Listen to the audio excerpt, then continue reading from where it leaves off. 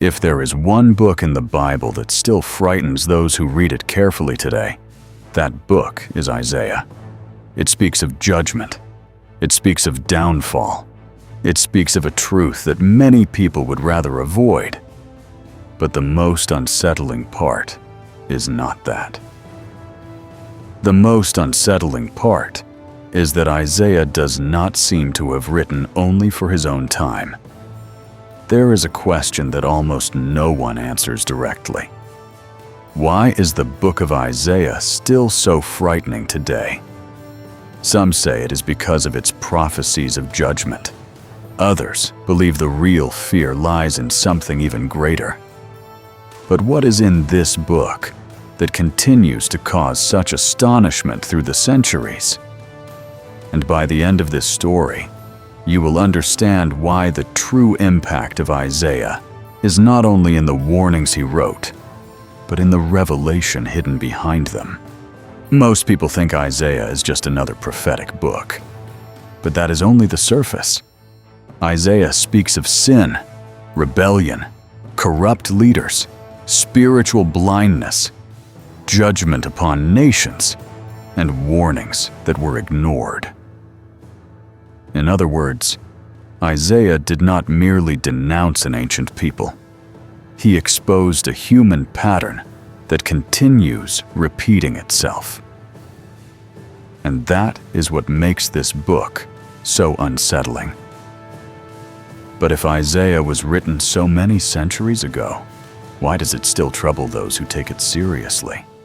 Does the fear come only from the language of judgment, or from the fact that its message still feels far too current? The more Isaiah is read, the more the feeling grows that he was not speaking only about his own time. He describes pride, hardness of heart, religion without transformation, blind leaders, and a people who hear but do not obey. That makes many people realize that Isaiah is not merely a book about the past. And what if what he denounced is still happening today? Because then Isaiah stops being just ancient prophecy and begins to sound like a living warning. That is why Isaiah remains one of the most feared books in the Bible. It does not confront only kings. It does not confront only nations. It confronts the human heart. And when a book crosses centuries without losing its power, it is because it touches something that never ceased to exist. And perhaps that is exactly what makes it so frightening. When we put all these pieces together, something unsettling emerges. Isaiah speaks of judgment, sin, corrupt leaders, spiritual blindness, and a people who insist on drifting away from God. And that makes it hard to ignore a question. Is what is frightening in Isaiah only what he said, or how true that message still seems? The real reason why the book of Isaiah is so frightening may not be only the judgment it announces. The real reason is that Isaiah exposes, in a direct and uncomfortable way, what happens when a people harden their hearts and keep believing they can ignore God without consequences. And when a book reveals not only the fall of one generation, but a pattern that continues repeating itself, it stops being just history. It becomes a warning. Perhaps the most important question is not, why is Isaiah so frightening? But rather, what in this book continues to trouble people so deeply, even today? Stay until the end, because in this story, you will discover the revelation behind one of the deepest, most unsettling books in the entire Bible. And when you understand this, you may never read Isaiah the same way again. Come with us to explore one of the most mysterious messages ever recorded in Scripture, where Isaiah, in the midst of corruption, suffering, and the hardening of a people, was chosen to announce something that reached far beyond his own time. Get ready to discover why this book remains one of the most frightening in the Bible, and why its revelation may surprise you from beginning to end.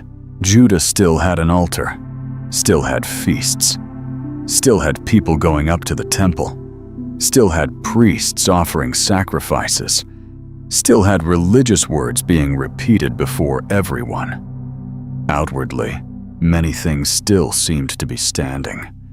Anyone looking from a distance might have thought that nation was still firm in its faith. But God saw what human eyes could not easily see. Beneath that appearance of devotion, there was a deep sickness growing in silence. And it was precisely in that time that Isaiah, son of Amaze, began to speak. As it is written in the book of Isaiah, chapter 1, verse 1, his vision came in the days of Uzziah, Jotham, Ahaz, and Hezekiah, kings of Judah. He was not sent to a pagan land that had never heard of the Lord.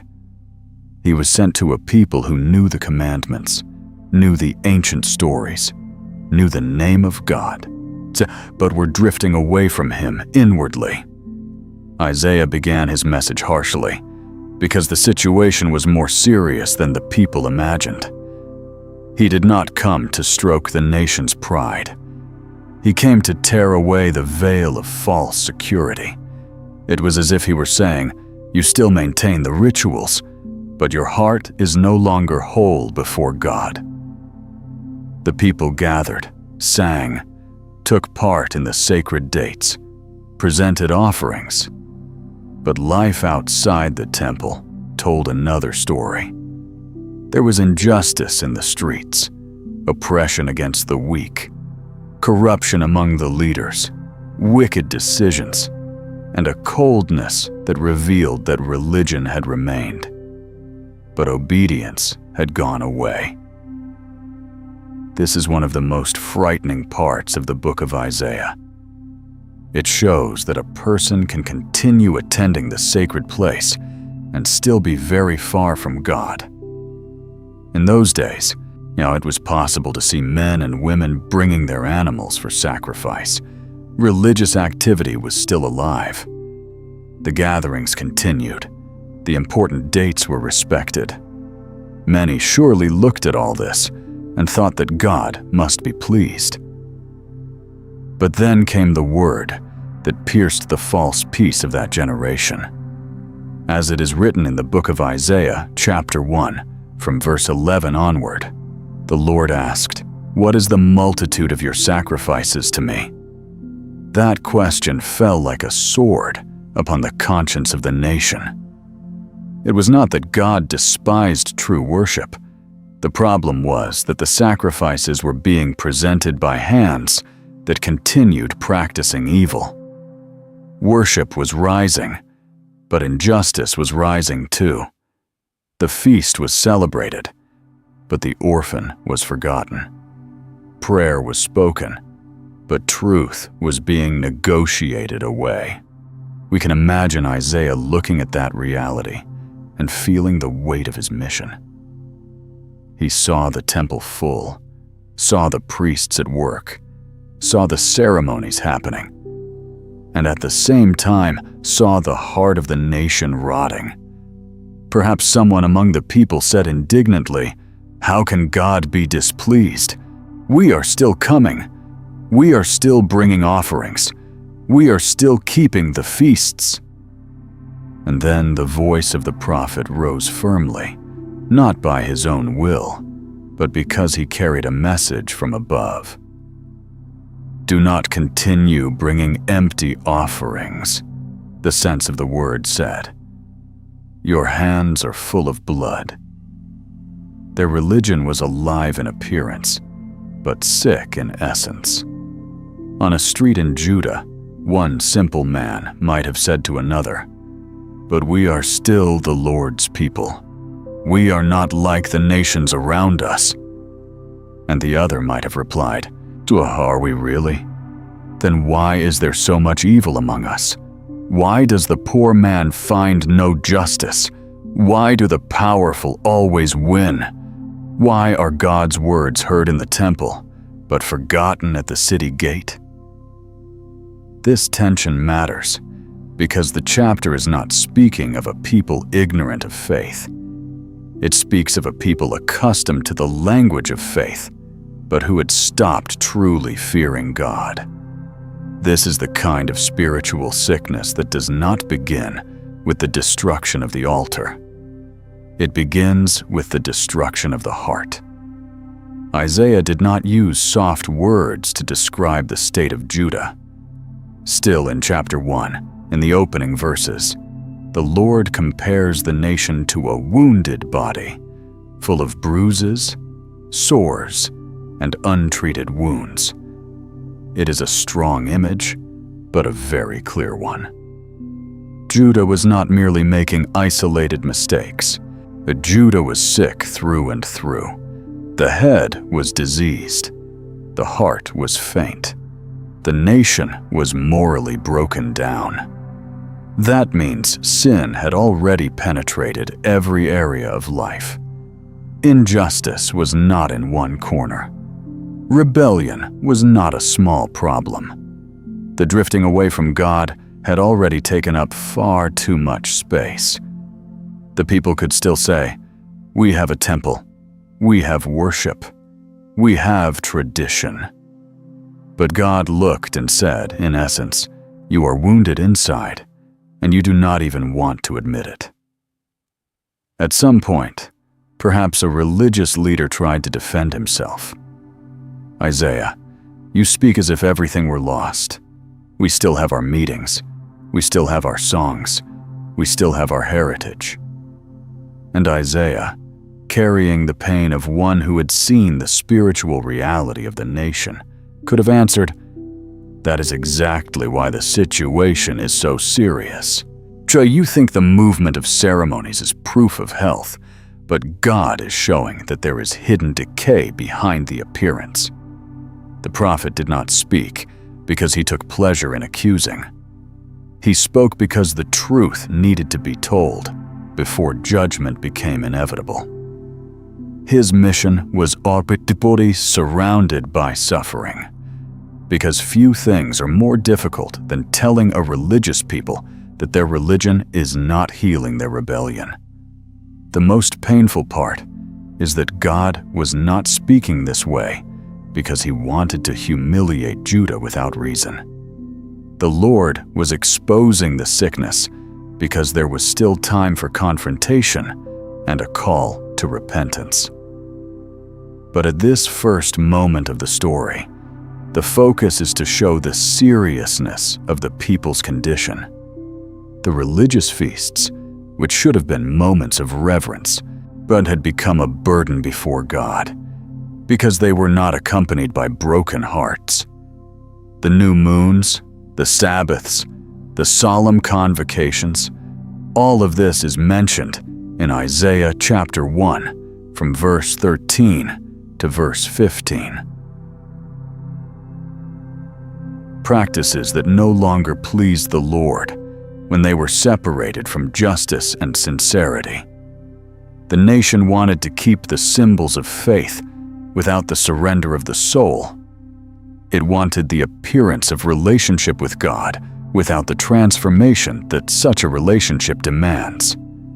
This part of the story needs to be told with all its force, because this is where the fear that runs through the entire book begins.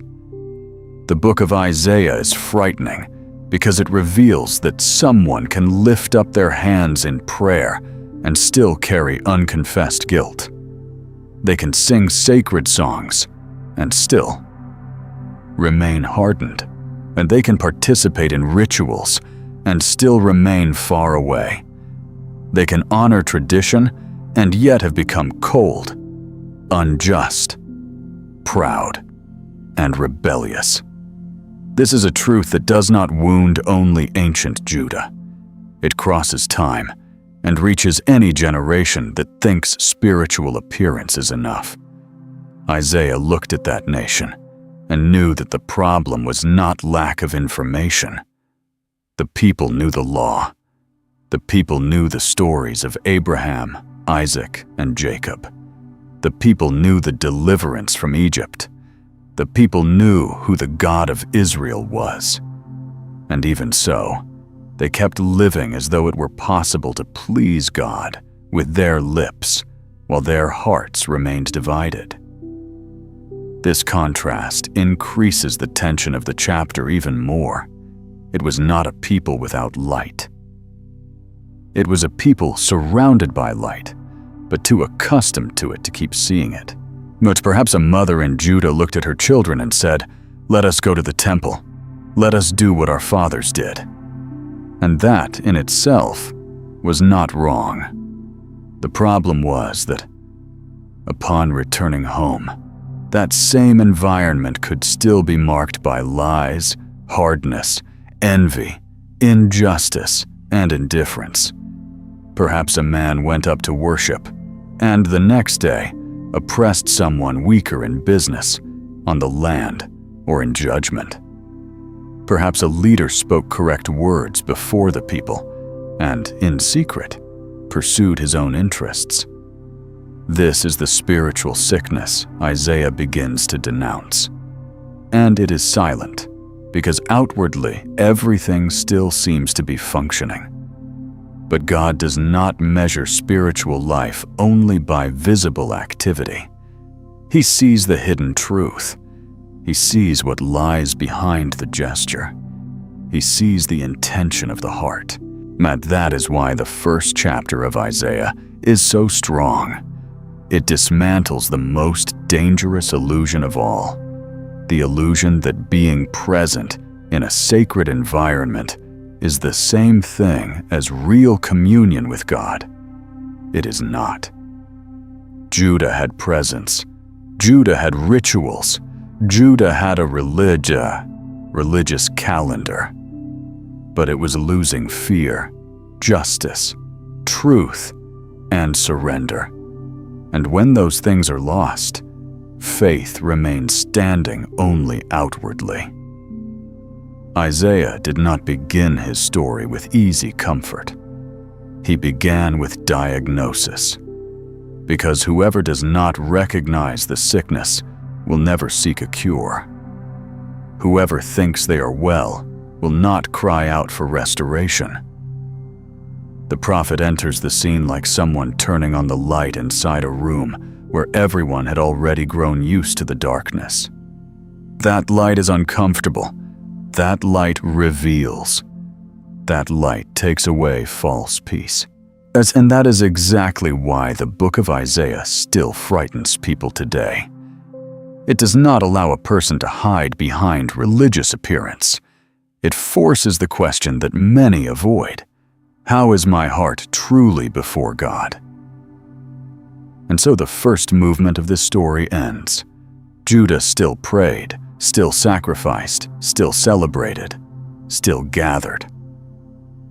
But it was sick, very sick, and the first blow of Isaiah's message did not come against enemies outside. It came against the illusion within, because the greatest danger to that nation was not only the threat of distant empires, it was the growing distance between its religion and its heart. But if the people were still seeking the temple and still offering sacrifices, why did God speak as though they were in complete ruin in the middle of that harsh accusation, when everything seemed to point only toward condemnation? The voice of God revealed something that made the situation even more serious, and at the same time more moving. The Lord was not speaking that way because he had abandoned Judah beyond return. He spoke that way because there was still an open door. There was still a call. There was still a chance for change. As it is written in the book of Isaiah, chapter 1, verses 16 through 20, after exposing the wound, God called the people to wash themselves, to purify themselves, to remove their evil from before his eyes, to stop doing evil, to learn to do good, to seek justice, to rebuke the oppressor, to defend the orphan, and to plead for the widow. This changes the weight of the story, because it shows that the Lord was not only accusing, he was inviting. Isaiah, then, does not appear only as the prophet of judgment, but also as the one who announces divine mercy. The same mouth that proclaimed the seriousness of sin also delivered the offer of restoration. This must have caused astonishment in many. Perhaps someone expected to hear only threats. Perhaps another already imagined that God was too weary to call back such a hardened people. But the message was moving in another direction. It was as though the Lord were saying, "I see your filth. I see the injustice. I see the lies. I see the violence and the pride. And even so, I am still calling you to return." This invitation made their guilt even heavier, because Judah was not walking toward ruin for lack of warning. It was walking toward ruin while rejecting compassion. We can imagine someone hearing Isaiah's words in a public square, near the walls of the city, and reacting with confusion. "So there is still hope?" an anxious woman might ask, wringing her hands in fear of the answer. And the prophet, carrying the firmness of truth and the weight of mercy, would answer with the message of the Lord. There is hope, yes, but not without repentance, not without change, not without truth. Because God was not offering cheap peace. He was not telling the people that everything was fine. He was calling the people to abandon evil. Forgiveness was real, but it did not come to protect hypocrisy. It came to transform. This part of the story is one of the deepest, because it reveals the heart of God very clearly. Yet the Lord does not take pleasure in pointing out error merely to shame. He exposes sin in order to open the way for healing. When he says, "Wash yourselves, purify yourselves," God is not speaking of a cleansing that is merely outward. He is calling the nation to a change of direction, a change of life, a change of heart. The same men who went up to the temple would have to learn to practice justice. The same lips that spoke prayers would have to abandon falsehood. The same hands that carried offerings would have to leave violence behind. The worship God desired was not theater, it was truth. Perhaps one of the leaders of the people heard that with discomfort and tried to reduce the weight of the message. "But we already do so many things in God's name," he might say. "We still keep the appointed dates, but we still take part in the ceremonies. We still preserve the traditions." And Isaiah, without softening what the Lord had said, could have answered, "All of that loses its value when life continues stained by injustice." Judah's problem was not the absence of religion. It was the absence of surrender. And that is why God directs the people toward very concrete actions. Seek justice, rebuke violence, defend the weak. This shows that true faith touches the whole of life. It leaves the altar and reaches the street. It leaves the song and reaches the courtroom. It leaves the religious feast and reaches the suffering of the orphan and the widow. Then comes one of the most beautiful and most powerful statements in the whole beginning of the book, as it is written in the book of Isaiah, chapter 1, verse 18. The Lord says, "Come now, and let us reason together." What an astonishing word. The God offended by sin still calls the sinner to speak with him. The God who had been exchanged for idols still invites the people to come near. The God who saw hands stained with injustice still offers forgiveness. This does not diminish the holiness of God. On the contrary, it shows the greatness of his mercy. And the text goes further. Though your sins are like scarlet, they shall be as white as snow. Though they are red like crimson, they shall become like wool. It is a powerful promise. Sin was real. Guilt was real. The stain was deep. But the grace offered by God was greater than the stain, if there were true repentance. We can imagine silence taking hold of many hearts as they heard this. A man who knew the injustices he had committed might lower his head. A woman wounded by the harshness of her own home might feel a small flame of hope begin to rise again. A young man raised in the middle of empty religiosity might begin to understand that God did not want ceremonies alone, but real change. And yet not everyone would receive that invitation with humility, because there is something very hard in the human heart. Sometimes it prefers to maintain appearances, rather than admit the need for transformation.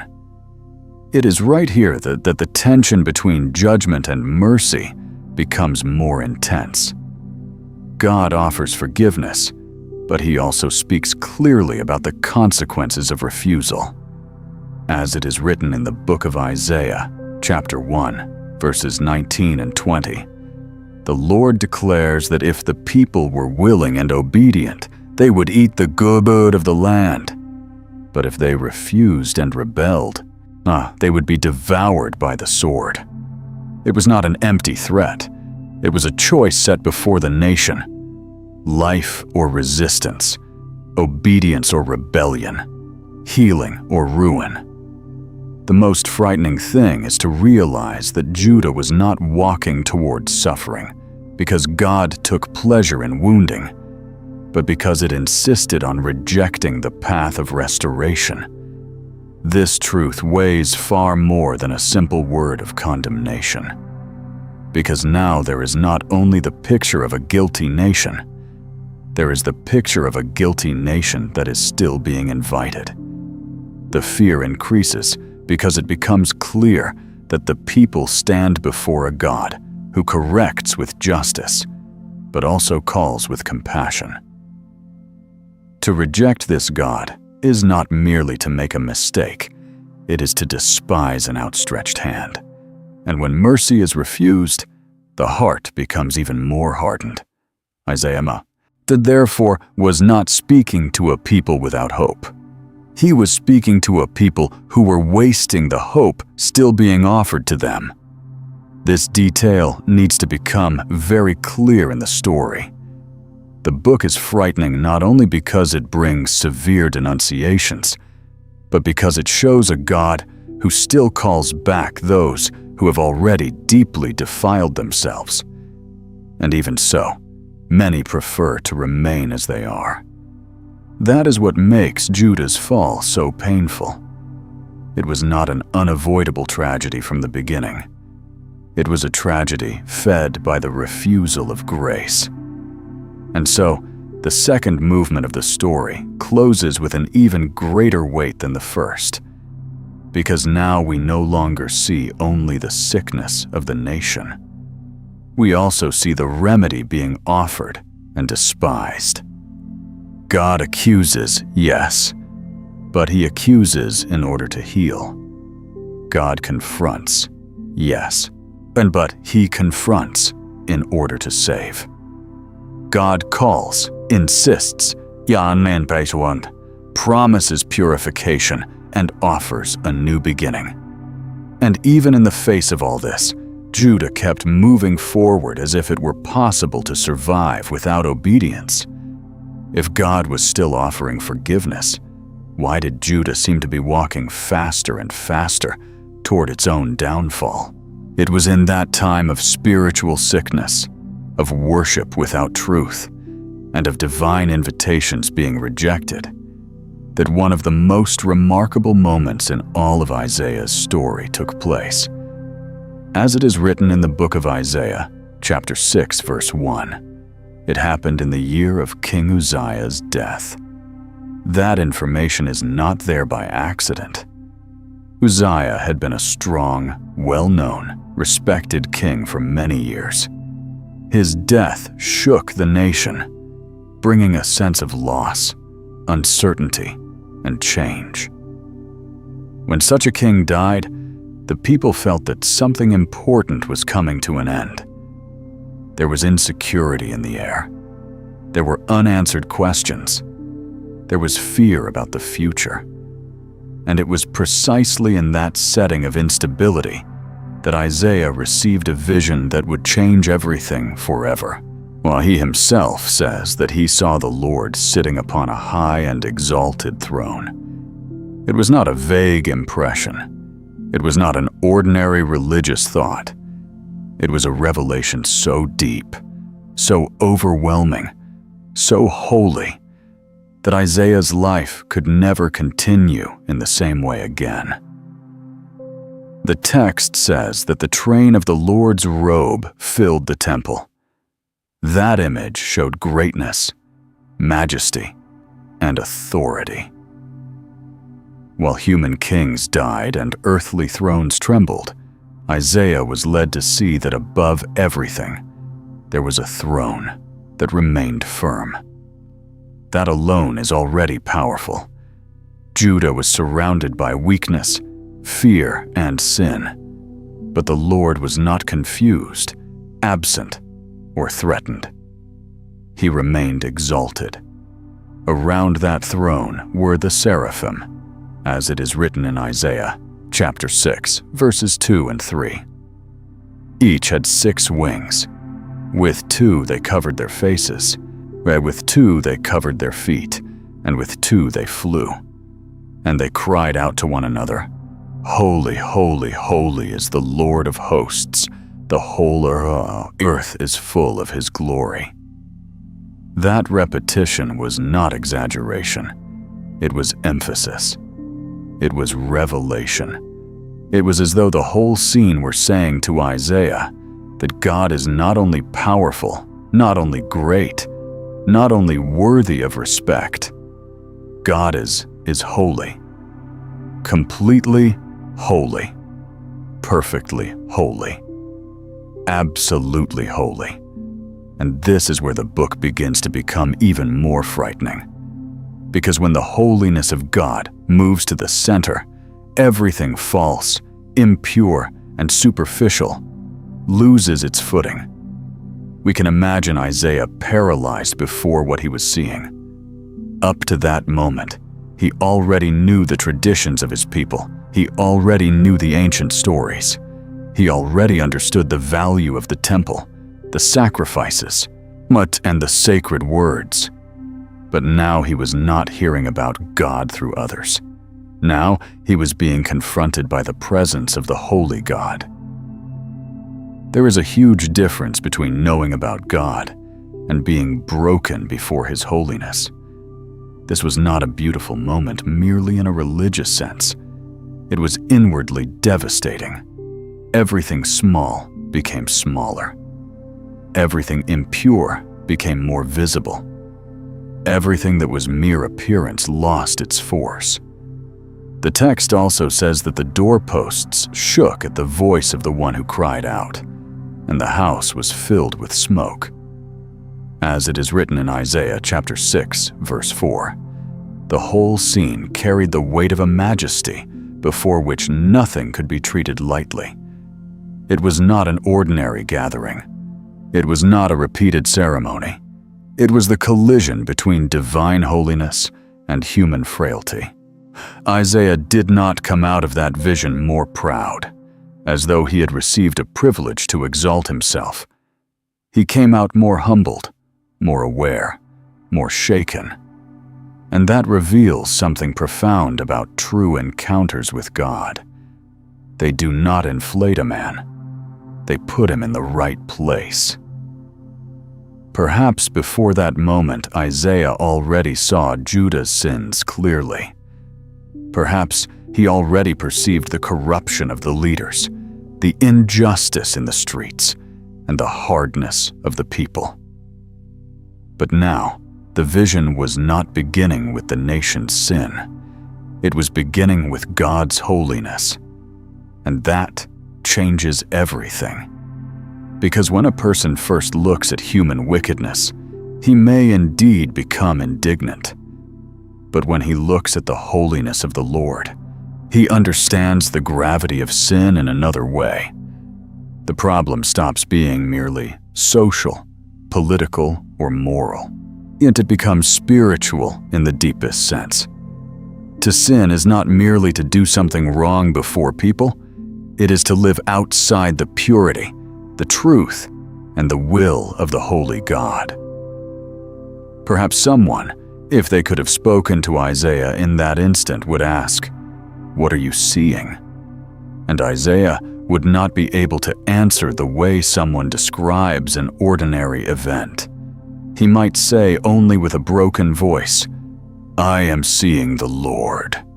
And that alone would be enough to explain his trembling. Because seeing the Lord in that way left no room for neutrality. There was no way to go home and keep thinking the same way. There was no way to behold the holiness of God and then treat sin with indifference. There was no way to hear "Holy, holy, holy," and keep thinking that empty worship, a cold prayer, or a sacrifice without repentance could be enough. Shall here the tension of the story truly rises. The book of Isaiah is not born only out of moral denunciations or observations about Judah's decay. It is born out of an encounter with the absolute holiness of God.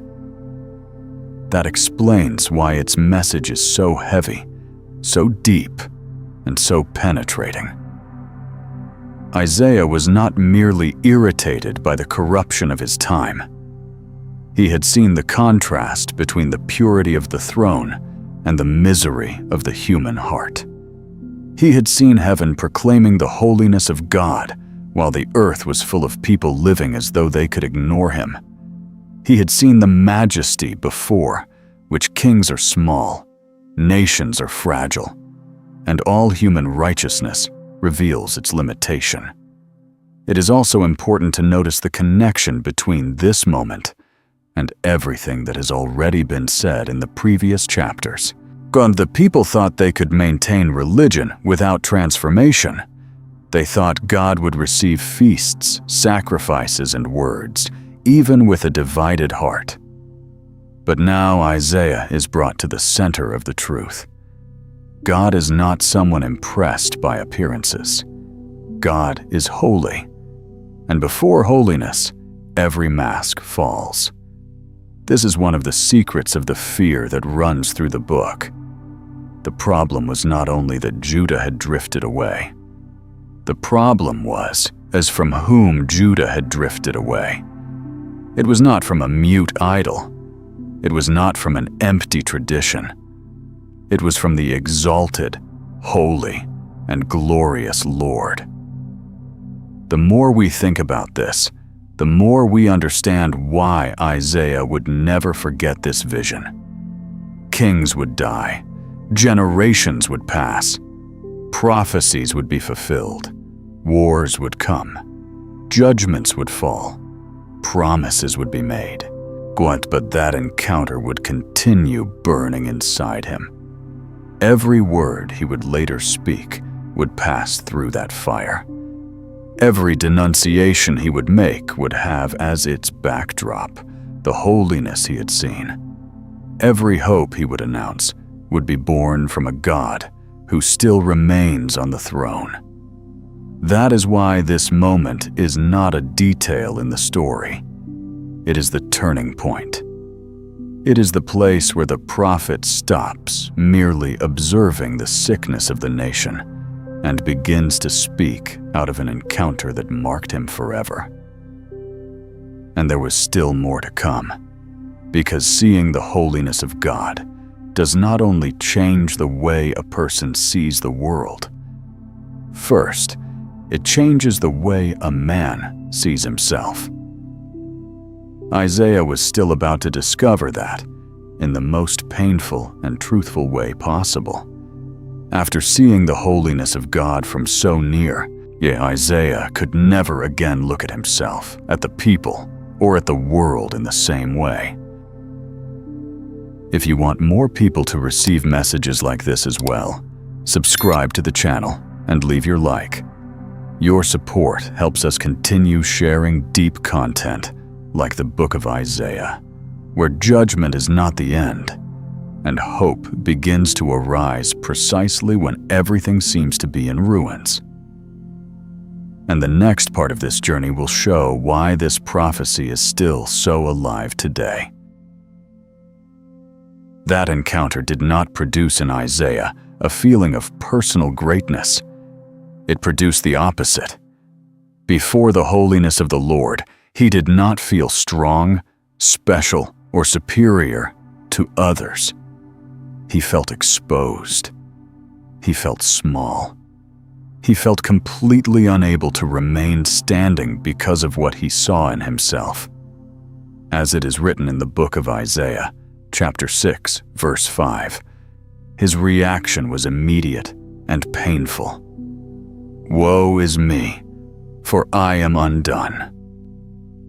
Because I am a man of unclean lips, and I dwell in the midst of a people of unclean lips. For my eyes have seen the King, the Lord of hosts." These words reveal a deep inner shaking. The man who had been led to see the throne was now being led to see his own heart. This is very important to the story. Before denouncing the sins of the nation with even greater firmness, Isaiah had to be broken before God. Before pointing out Judah's sickness, he had to confess his own misery.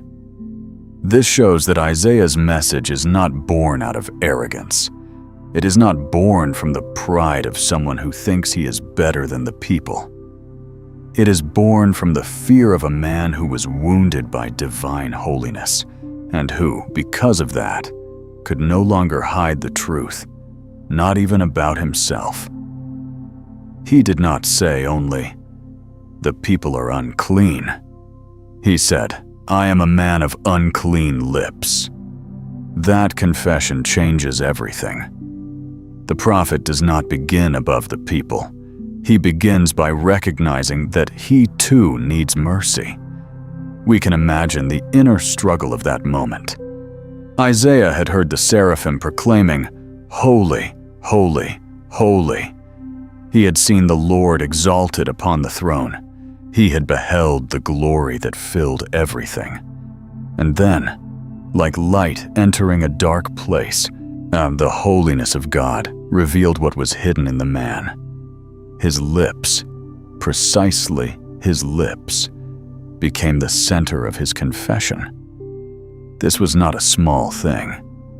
The lips represent speech, expression, message, spoken words, and unspoken words. The same man who would be called to proclaim the word of God recognized that his own lips were unclean. It was as though he were saying, "Not even what comes out of me is pure enough before him."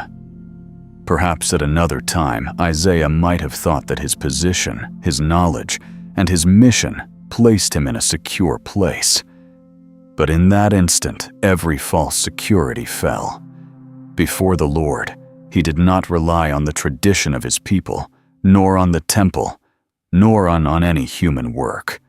All that came out of his mouth was a cry of recognition. "Woe is me." That woe is not a detail. It is the cry of someone who realizes that the holiness of God cannot be treated lightly. It is the holy despair of a man who understands that, by himself, he cannot justify himself. And here the fear of the book grows even deeper.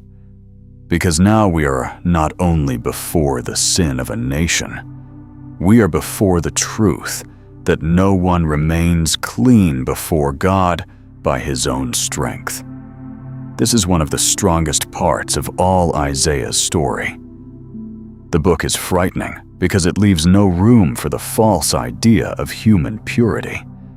It is not enough to be near sacred things. It is not enough to know the language of faith. It is not enough to hold a religious position. When the holiness of God is manifested, a man sees that his condition is worse than he imagined. And Isaiah does not run from that revelation. He embraces it with pain, till he acknowledges that he belongs to a people of unclean lips, and that he himself is included in that reality. This gives the text a sincerity that touches deeply. The prophet is not a religious actor. He is a real man, confronted by real truth. But the story does not stop at confession. That is decisive. The same God who revealed Isaiah's uncleanness also took the initiative to purify him. As it is written in the book of Isaiah, chapter 6, verses 6 and 7, one of the seraphim flew to him, having in his hand a live coal, which he had taken with tongs from the altar. And he touched the prophet's mouth with it, saying, "Behold, this has touched your lips. Your iniquity is taken away, and your sin is purged." What a powerful scene. Isaiah did not purify himself. He presented no merit of his own. And he did not build his cleansing through human effort. The purification came from the altar. It came from God. It came by grace. This also explains why the message of this book is so deep. Man is exposed, but God is also the one who offers the means of purification. We can imagine Isaiah, still shaken, receiving those words like someone beginning to breathe again after feeling the weight of his own condemnation. Perhaps his heart was trembling. Perhaps his soul was crushed by the awareness of sin. But the voice that came with the coal was not a voice of final destruction. It was a voice of purification.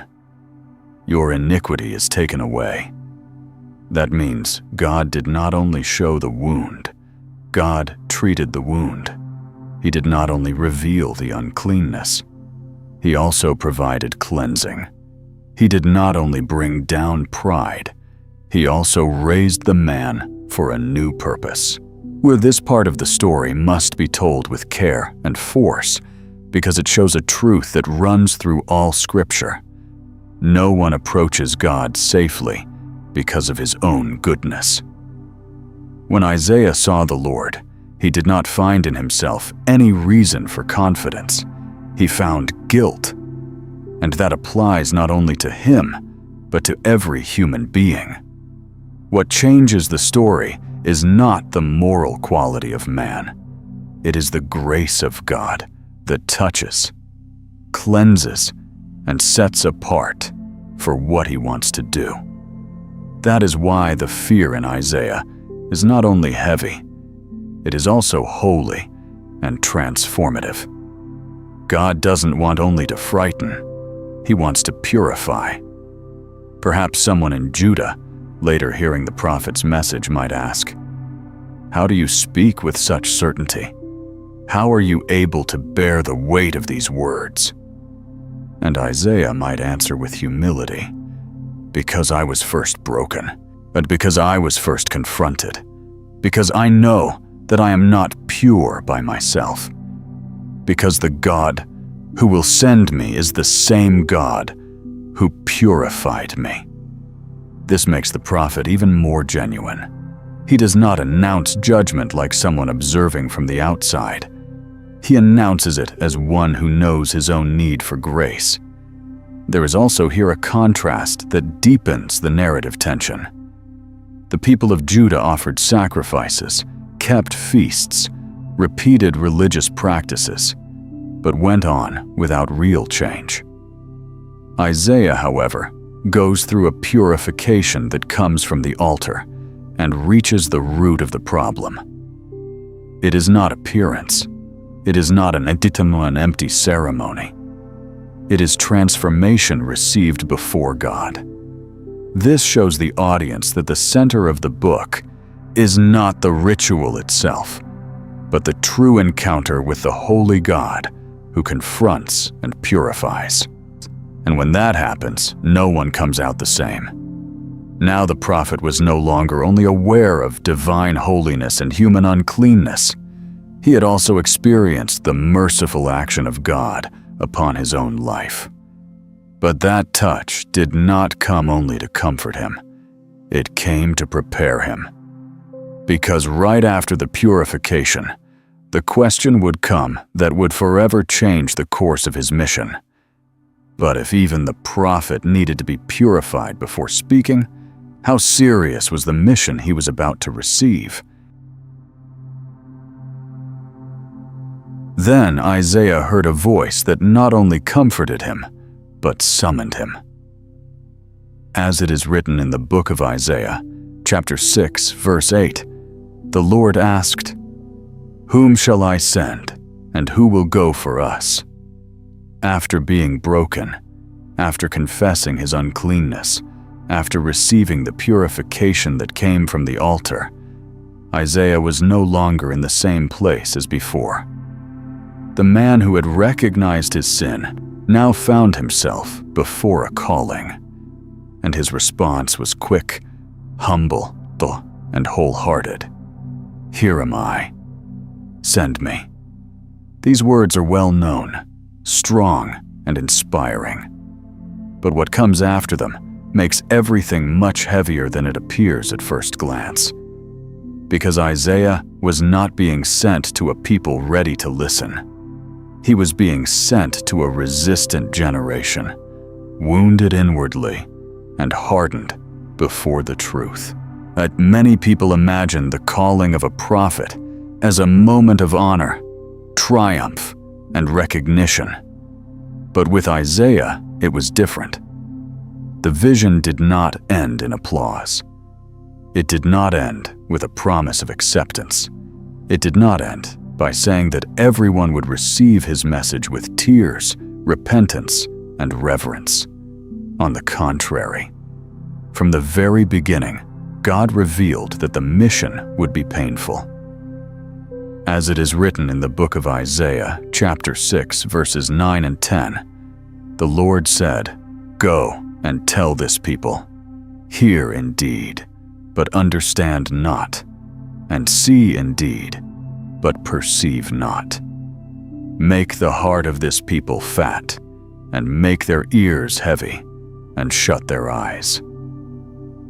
These words are difficult because they show a form of judgment that is deeply frightening. The people would hear, but would not change. The people would see, but would not understand. The truth would reach their ears, and yet it would still find doors closed within. Isaiah must have felt the weight of this mission in that very instant. Perhaps he expected resistance, but not such a harsh description of Judah's spiritual condition. He had just seen the holiness of God, just experienced purification, just answered, "Here am I." But now he realized that he would be sent to a people who would go on hearing without truly surrendering. This made his mission almost impossible in human eyes. Not because the word of God was weak, but because the human heart can become terribly hard when it insists on rejecting the truth. The fear of the book of Isaiah grows greatly here. It is not only the fear of external punishment, it is the fear of inner hardening. Yet it is the fear of someone becoming so accustomed to the voice of God that they no longer tremble before it. We can imagine Isaiah in silence for a few moments, processing the seriousness of what he was receiving. Perhaps within him arose the question that any sincere man would ask: "Lord, how can I announce hope to those who do not want to hear? How can I confront those who have become so used to error that they no longer perceive it? How can I persist with people who hear the truth, yet continue walking as if nothing had happened?" The text does not show us a long emotional conversation. But it shows something even stronger. Isaiah does not draw back. Even knowing that his mission would be surrounded by resistance, he remained standing before the call. This reveals both the seriousness of the prophet and the greatness of God. What the one who is sent does not choose the ease of the road. He obeys because he knows the one who sent him. This part of the story is very important for ordinary people to understand what makes Isaiah so frightening. There is a form of judgment that does not begin with the sword, nor with exile, nor with the visible fall of a city. It begins when someone keeps hearing the truth and still remains blind, keeps attending places of faith and still keeps the heart shut, remains surrounded by light and still loves darkness. This is terrible because it shows that Judah's greatest problem was not only what enemies would do from outside, it was what the people themselves were allowing to happen within. Perhaps a man in Judah would hear Isaiah preaching in the streets and say with irony, "There he comes again, talking about sin, judgment, and returning to God." Perhaps another would answer, "We always hear these words. The city is still standing. The temple is still there. Nothing has changed." And it is exactly this kind of attitude that made the situation so serious. The people measured reality only by what they saw with natural eyes. If the walls were still standing, they thought everything was fine. If the feasts continued, they imagined the covenant was still secure. But Isaiah had seen the throne. He had seen holiness. He knew that the real tragedy was already underway, long before the visible destruction. The people's heart was already sick, resistant, and accustomed to despising what was holy. That is why the prophet's mission was not only to announce future events. It was to insist on a present truth that no one wanted to face. And that brings real suffering to the messenger. Because few pains are greater than speaking the truth faithfully and seeing people harden themselves even more.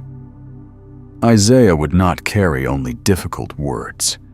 He would also carry the experience of seeing hearts close themselves against those words. Perhaps he would see indifferent faces. Perhaps he would see angry leaders.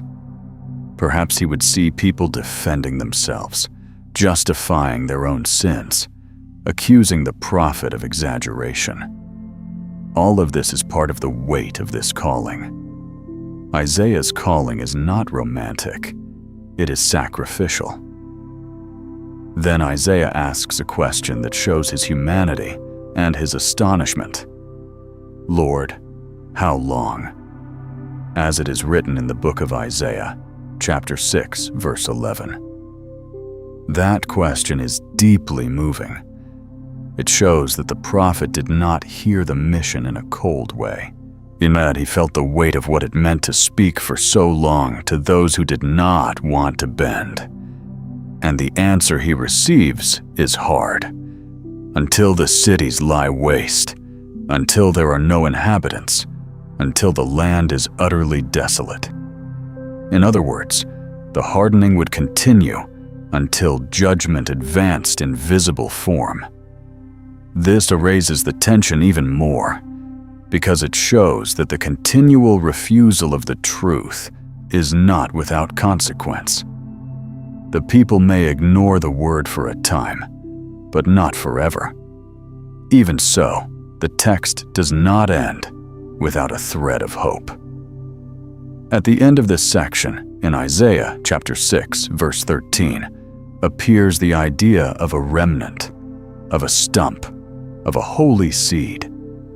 That means that even in the midst of judgment, God would not completely abandon his purposes. There would be continuity. There would be a remnant. There would be a preserved promise. But at that moment, the main emphasis was not yet comfort. It was the weight of the mission. Isaiah was being sent into a hard field, to a people accustomed to resisting, to a generation that would listen many times without truly understanding. This is where the fear of the book deepens in a very serious way.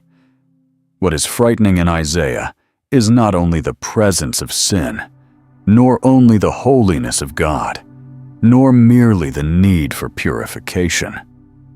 What is also frightening is the possibility that someone may hear the voice of the Lord repeatedly and still remain closed. This is a powerful warning for any age, because it shows that the danger is not only in never having heard. Sometimes the greater danger is in hearing much and obeying little. Hearing much and remaining the same, and hearing much and hardening more and more. Isaiah now knew that he would walk a long, tiring, and painful road. His purified mouth would be used to speak to a people who would not be easily broken. His eyes, which had seen the king, would also behold the slowness and resistance of the human heart. And even so, he would go on, not because the mission was easy, but because the calling was true. The prophet was sent not to measure success by visible results, but to be faithful to the voice that had reached him. What kind of heart can hear God repeatedly and still remain closed? Isaiah's mission would soon place him before a problem that made everything even more delicate. It was not enough that the people were inwardly divided. Now the very leadership of Judah would show how dangerous unbelief could become when it reached the throne. As it is written in the book of Isaiah, chapter 7. In the opening verses, difficult days came during the reign of Ahaz. Rezin, king of Syria, and Pekah, the son of Remaliah, king of Israel, came up against Jerusalem to wage war against it. The news spread quickly. The heart of the palace was shaken, the heart of the people as well. The text says that the heart of Ahaz and the heart of his people were moved as the trees of the forest are moved by the wind. It was real fear. It was political tension. It was the threat of war. It was the sense that everything could collapse at any moment. Ahaz was not merely a man who was afraid. He was a king who was afraid. And when a king trembles, the whole nation feels the trembling. The people look to the one who governs expecting direction, firmness, courage, and discernment. But Ahaz was dominated by anxiety. The threat was coming from outside, yes, but what was happening inside him was even more serious. Because fear, when it is not surrendered to God, almost always pushes a man toward hasty decisions. Instead of trusting in the Lord, Ahaz began to incline his heart toward human alliances, political solutions, earthly supports that seemed safer than the Word of God. And here the tension of the story rises again. The problem was no longer only in the streets, on the altars, or in the heart of the people, and now it climbed all the way to the throne. It was in this setting that God sent Isaiah to meet the king. As it is written in the book of Isaiah, chapter 7, verse 3. The Lord commanded the prophet to go out to meet Ahaz, taking with him his son, Shir-Jashub. The location is also significant. The prophet meets the king by the aqueduct of the upper pool, on the highway to the fuller's field. Ahaz was concerned with infrastructure, with security, with water, with the defense of the city. Humanly speaking, that made sense. A king threatened by war must think about protection. The problem was not in noticing the danger. The problem was in acting as though everything depended only on human calculations. Ahaz's heart ran toward strategy, but it did not want to surrender to trust. Then Isaiah spoke to him a word that was simple, direct, and full of authority. As it is written in the book of Isaiah, chapter 7, verse 4, the prophet said on God's behalf, "Take heed and be quiet. Fear not, neither let your heart be faint." What a strong command. At a moment when everything seemed to demand frantic movement, the Lord told the king to be still. In a time of panic, God called Ahaz to calmness. In an hour of threat, the Lord demanded faith.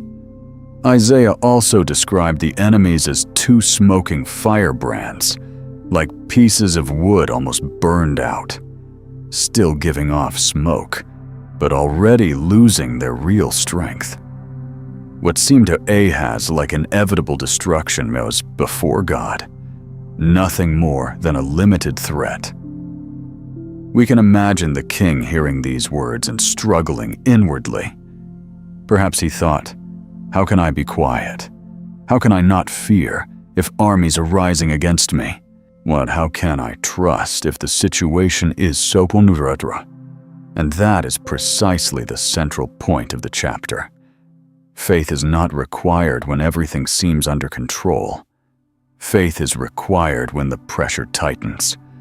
The king stood before a choice: trust the voice of the Lord, or follow only the political reasoning of his own heart. Isaiah did not minimize the danger, but he made it clear that the plans of those kings would not prevail. As it is written in the book of Isaiah, chapter 7, verses 7 through 9, God declared that it would not stand, nor would it happen. And then came the decisive phrase, "If ye will not believe, surely ye shall not be established."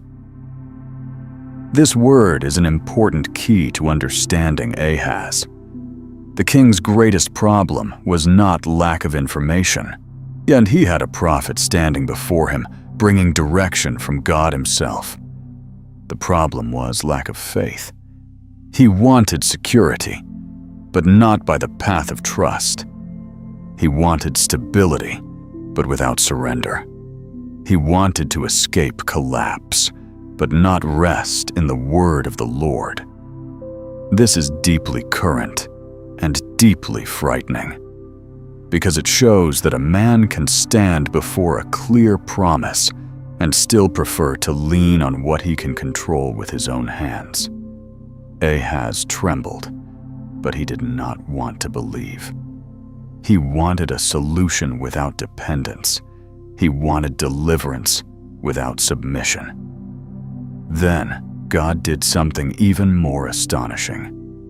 As it is written in the book of Isaiah, chapter 7, verses 10 and 11, the Lord spoke again to Ahaz and offered him a sign. He could ask that this sign come from the depths below or from the heights above. That was extraordinary. The holy God, who had already been despised by that generation so many times, still stooped down to strengthen the faith of a wavering king. He was still willing to confirm his word. He was still extending his hand. But Ahaz's answer revealed a kind of deceptive religiosity. In verse 12 he said, "I will not ask, neither will I tempt the Lord." At first glance, it sounds like humility. It sounds like reverence. It sounds like spiritual caution. But it was not. It was refusal in disguise. It was unbelief clothed in pious language. This detail makes the scene even more serious. Ahaz did not simply say, "I do not believe." He used a phrase that sounded correct in order to hide his inner resistance. This is part of the deepest spiritual sickness. when a man uses religious words to flee from true obedience. But the king did not want the sign because he was already inclined to follow other paths. Perhaps he thought that depending on Assyria would be safer. Perhaps he believed more in the weight of political alliances than in the faithfulness of the Lord. Perhaps he preferred what he could negotiate, control, and see.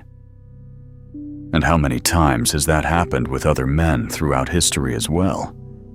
They say they respect God, say they don't want to cross limits, say they are being prudent, when in truth, they simply don't want to surrender. Isaiah certainly perceived the seriousness of that moment. The king of Judah was not merely frightened, he was closing himself off to faith. The leadership that should have inspired trust in the Lord was becoming an example of fear and human dependence. This made the danger spread. Well, it's because when the king does not trust, the people learn to distrust. When the leader does not stand firm in the word, the whole nation wavers. The political drama was mixing with spiritual unbelief, and the result of that is always dangerous. Perhaps some servant of the palace watched the scene from a distance and thought, if the king had received this word, perhaps our hearts would have rested. Perhaps another, more practical one said, words do not win wars. But that is precisely the division that runs through the whole biblical story. There are those who look first at the size of the enemy, and there are those who learn to look first at the faithfulness of God. Ahaz chose the path of fear without trust. He chose the appearance of prudence without the courage to believe. And that would weigh not only upon his own life, but upon the destiny of Judah. The book of Isaiah becomes even more unsettling here because it shows a painful truth. It is not enough to have a prophet nearby. It is not enough to hear the right word. It is not enough to receive direction from heaven if the heart remains determined to trust in other supports.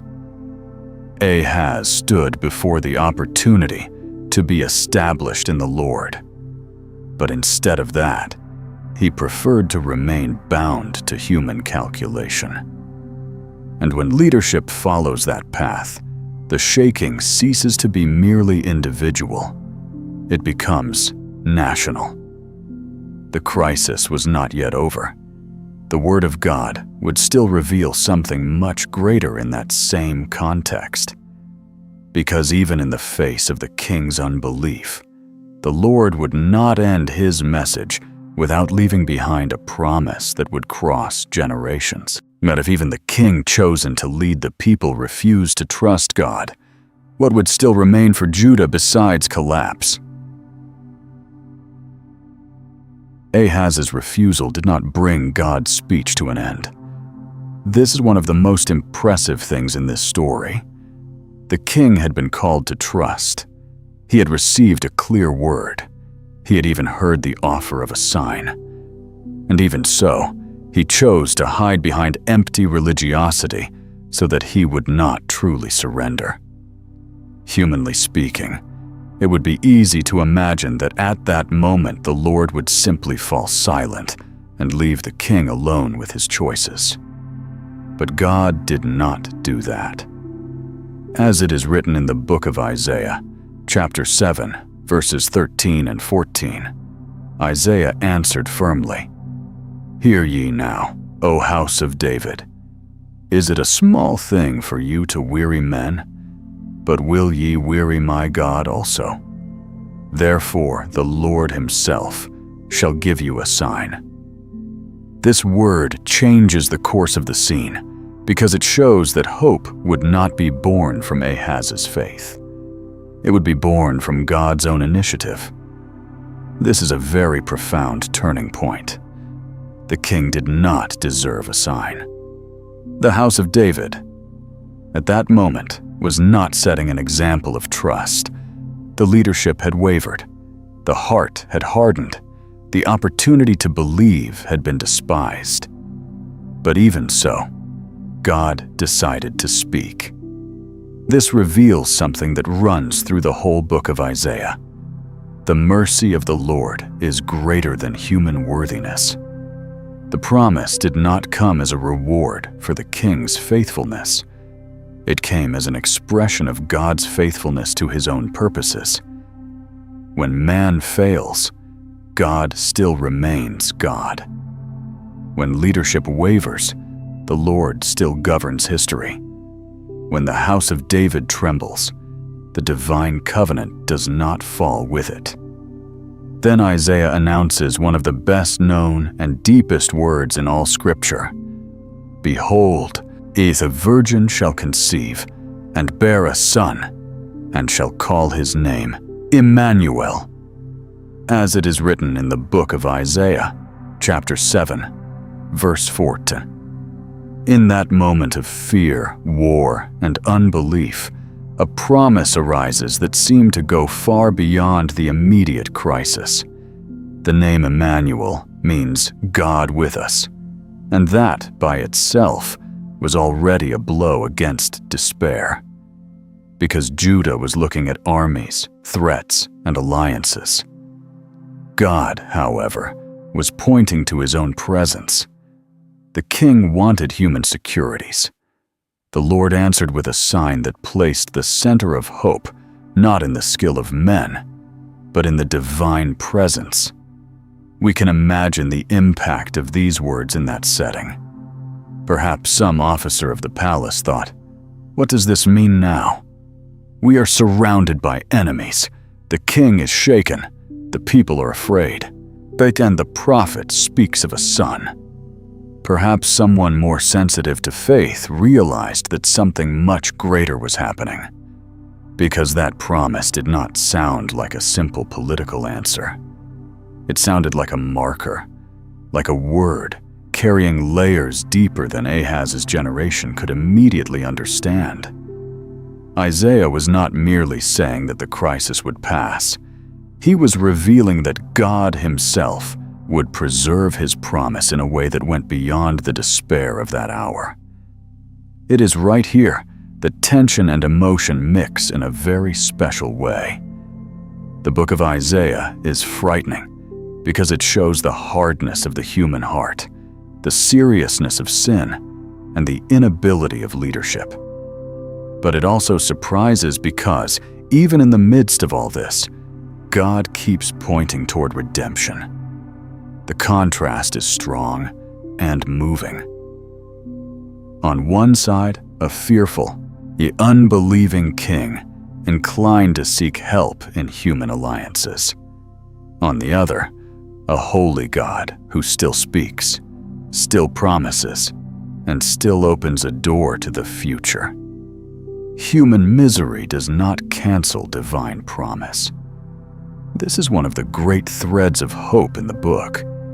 Perhaps Isaiah, as he announced this word, already sensed that it carried a weight greater than that generation could fully reach. Because it was not only about a momentary deliverance, there was something in the force of that sign that pointed further. The name Emmanuel was not small. It was not a detail. It was a declaration. God with us.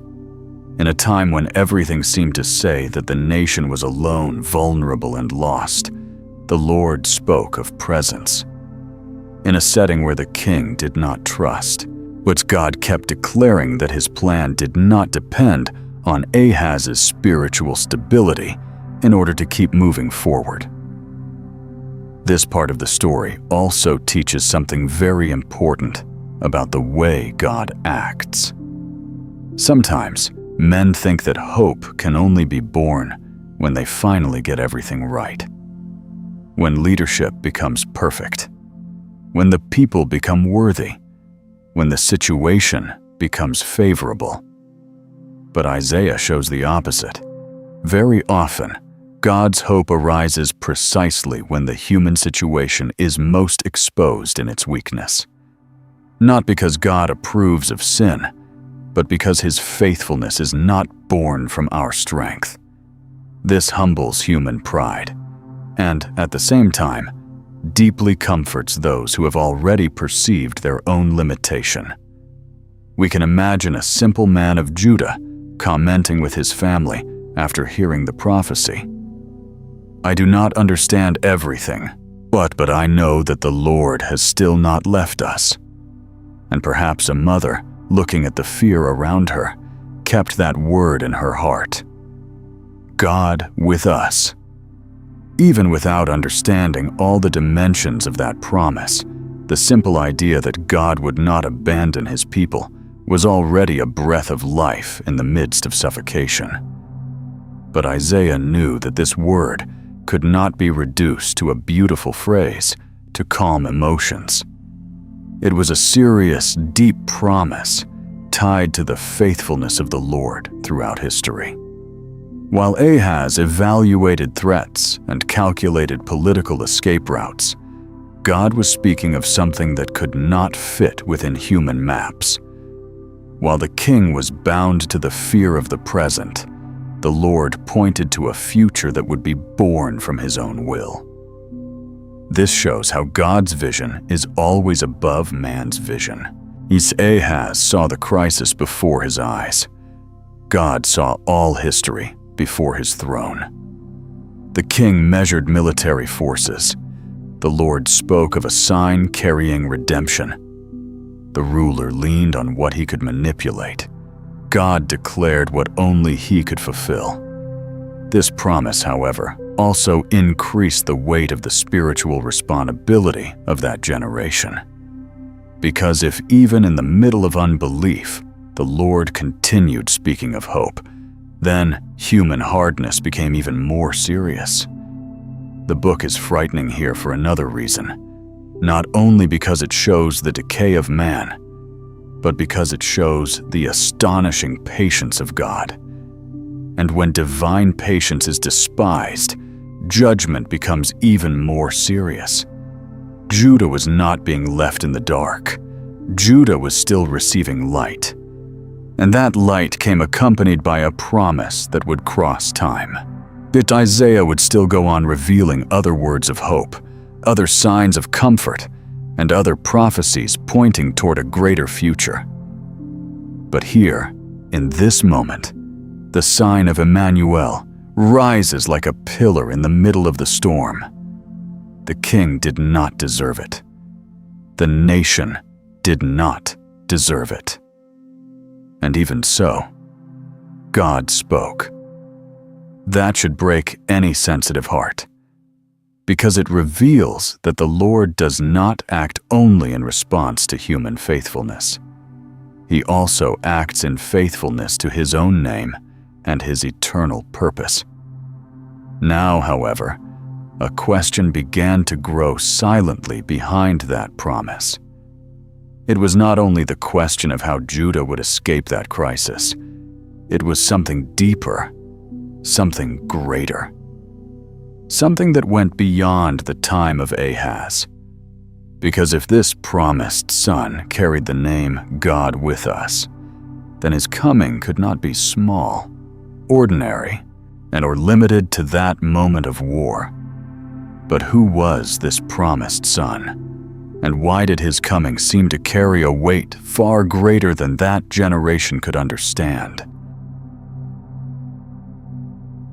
The promise did not remain isolated, like a loose word thrown into the middle of fear.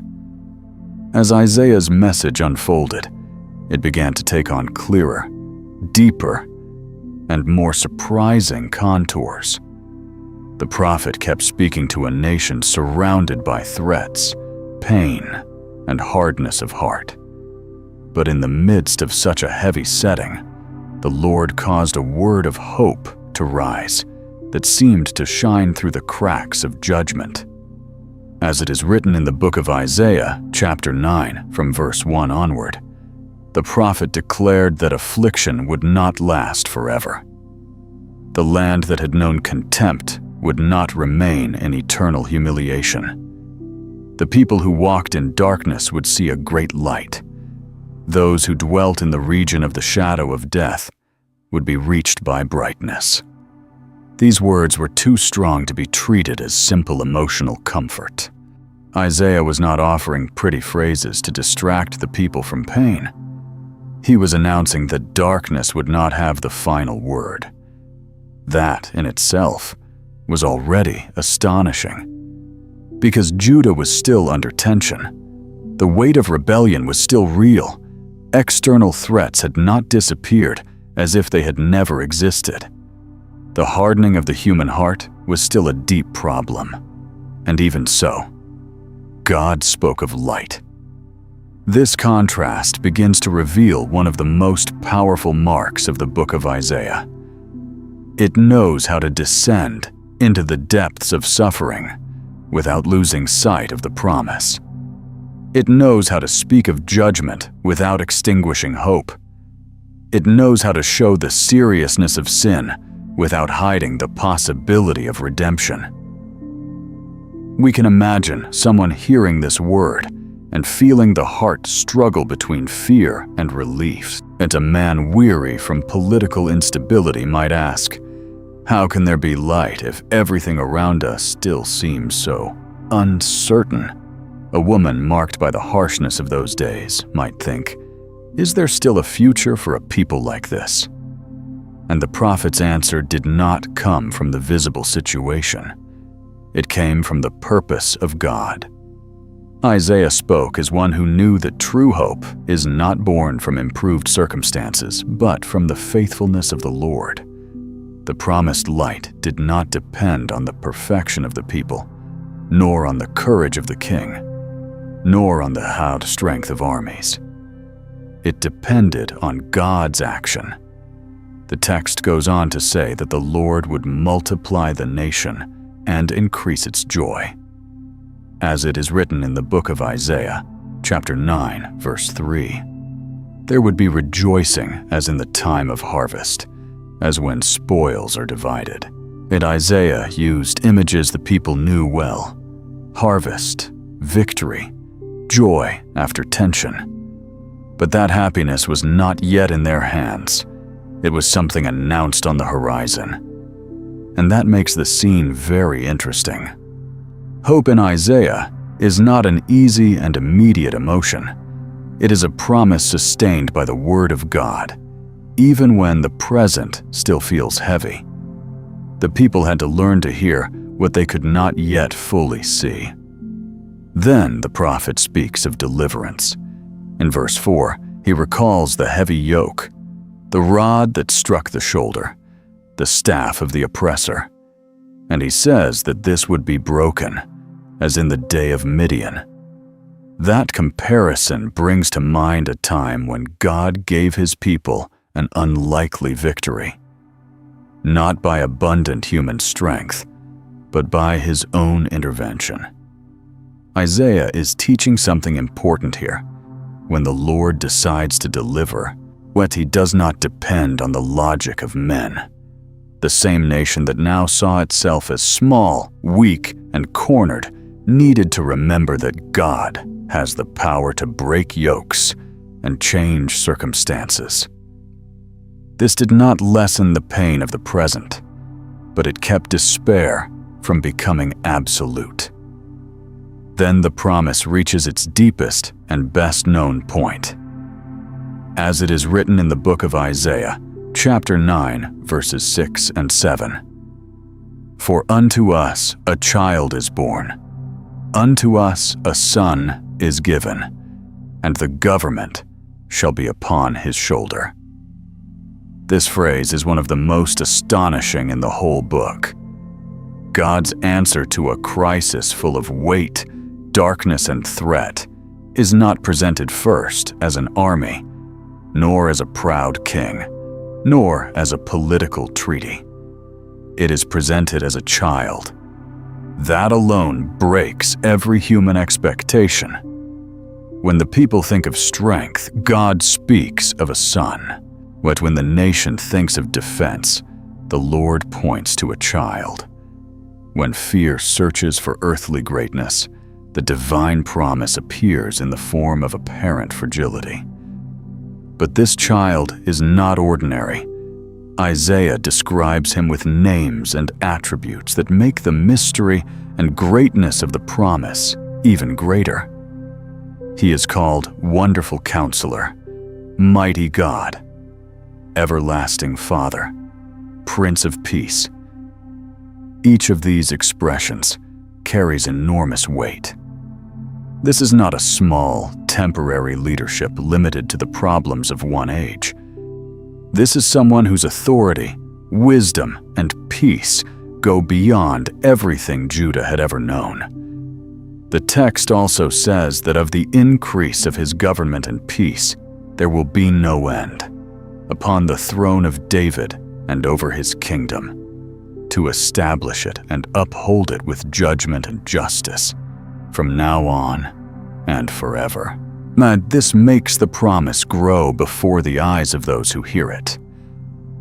The child announced is not merely part of the hope, he is the center of it. We can imagine the astonishment of someone trying to understand these words. How can a child carry government upon his shoulders? How can he bring endless peace? How can he establish an eternal kingdom? These questions do not diminish the promise.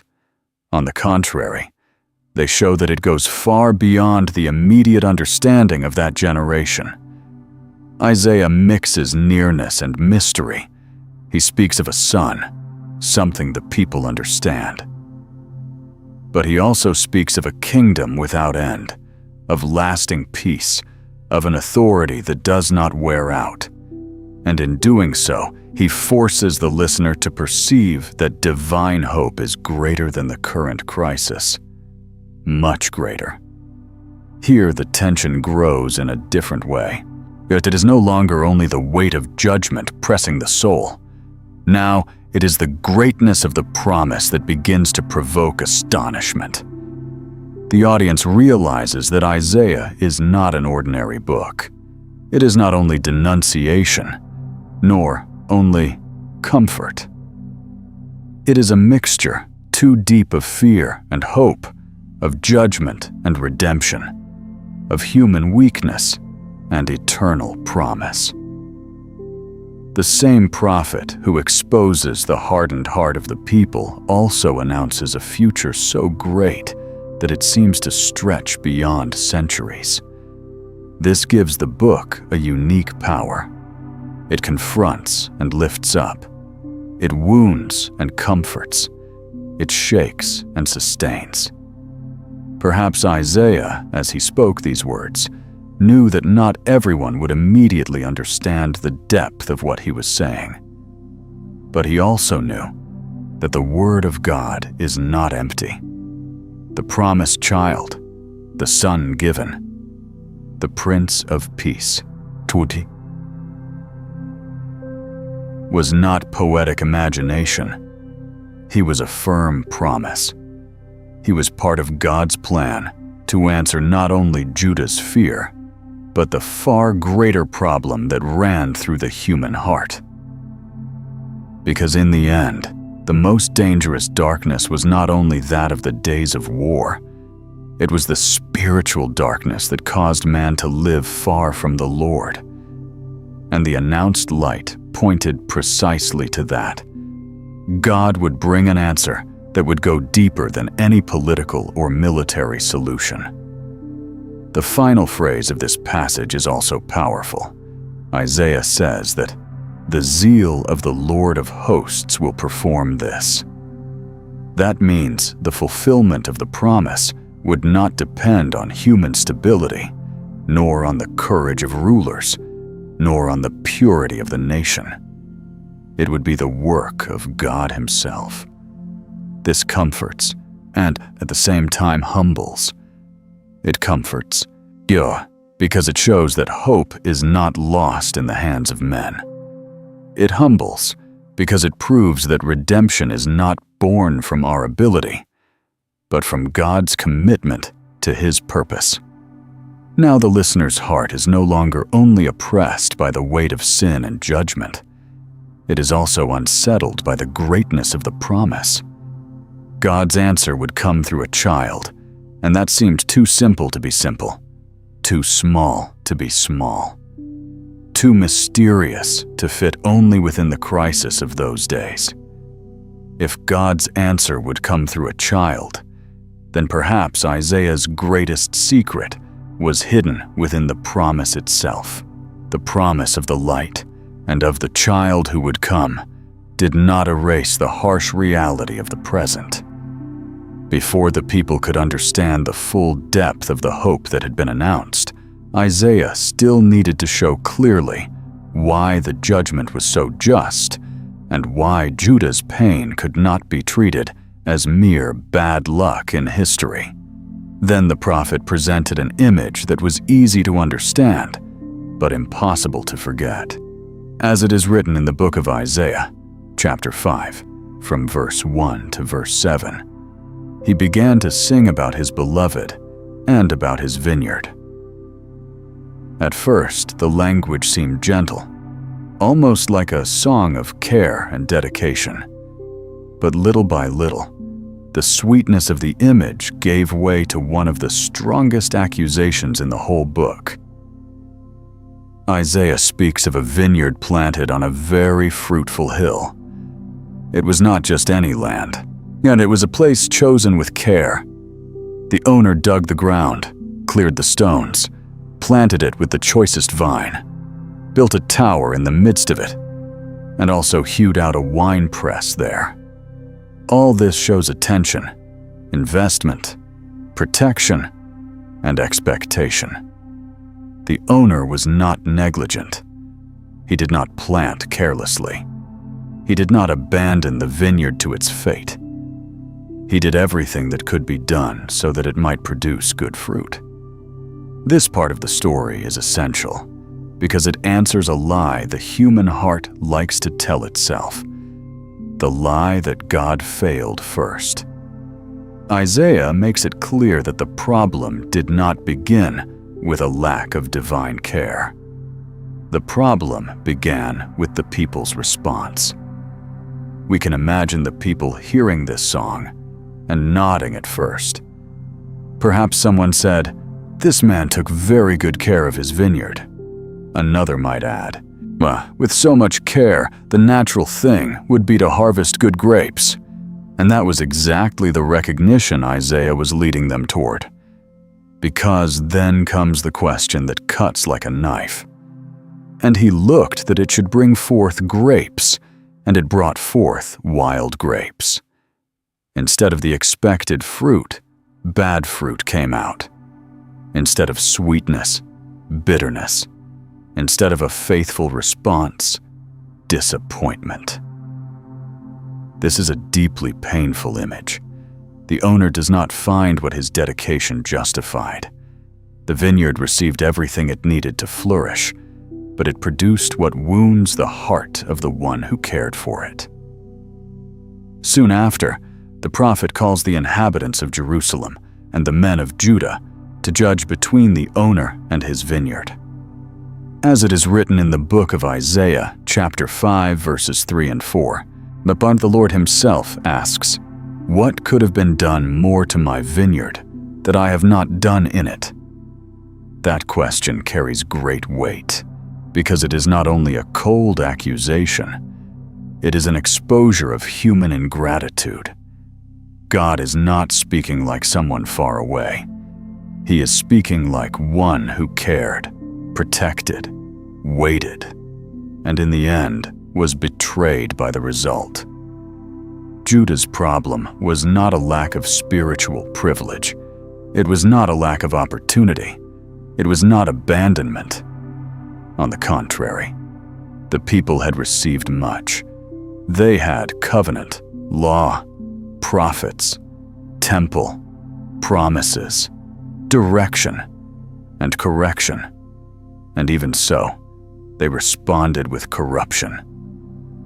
Here, spiritual betrayal becomes even more evident.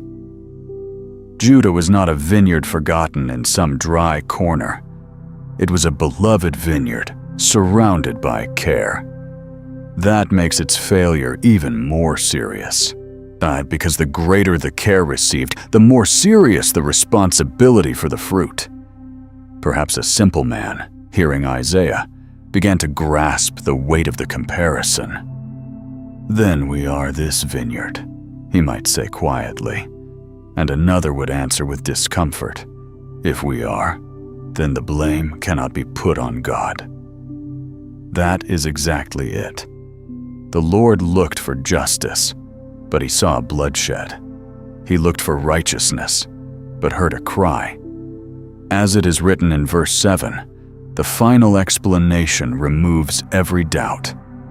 "For the vineyard of the Lord of hosts is the house of Israel, and the men of Judah his pleasant plant."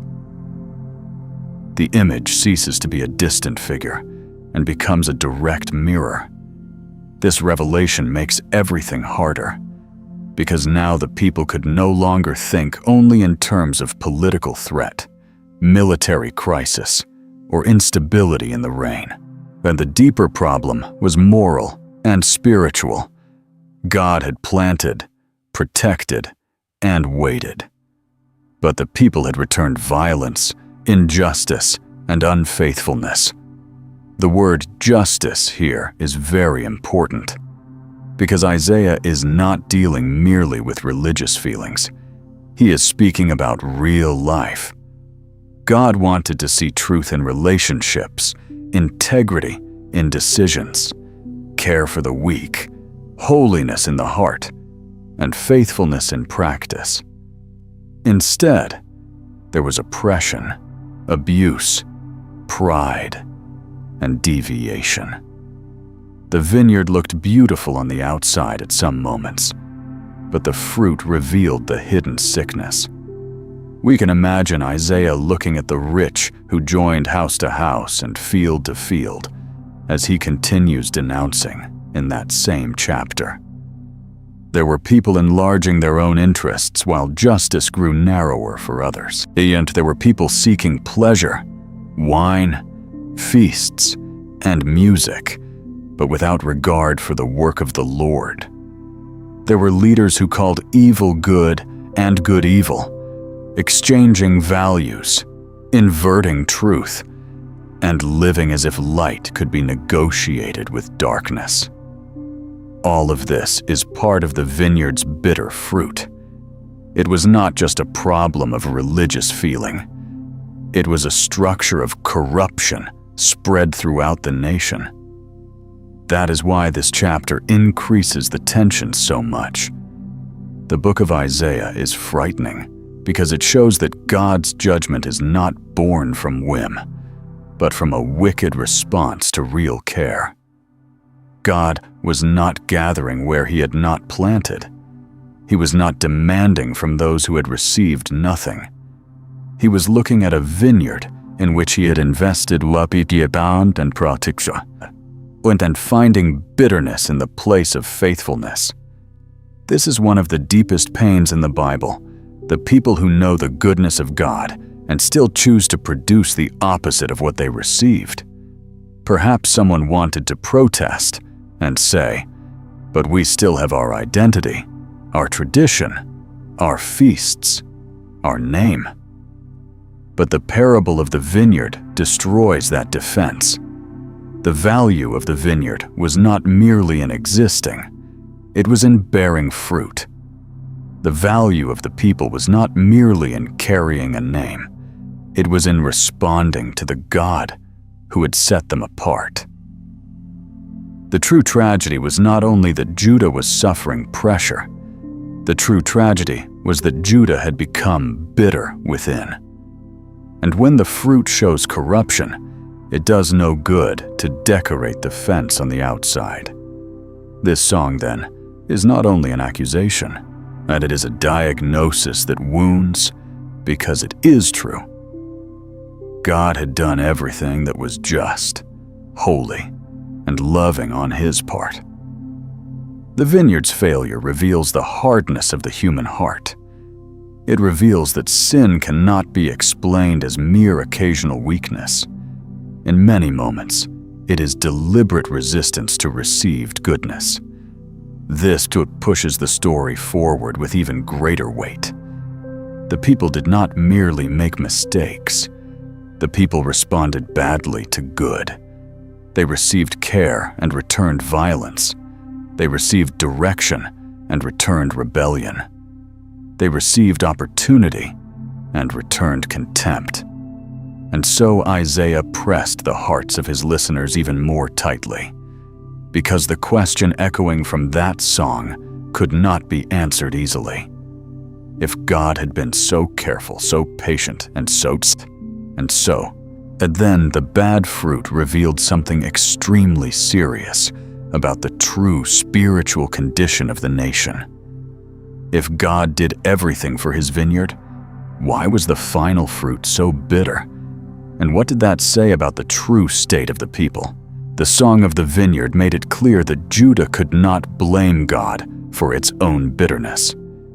But the story still needed to answer another question that surely arose in the hearts of many.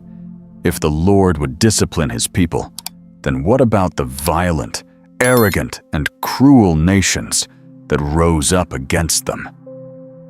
It was at this point that Isaiah widened the horizon of the message. The problem was no longer only inside Jerusalem, nor only in the streets of Judah, nor only on corrupted altars or in insecure palaces. Now the prophecy showed that the God of Isaiah did not govern only one city or one people. He governed history. He governed the nations. He governed kings.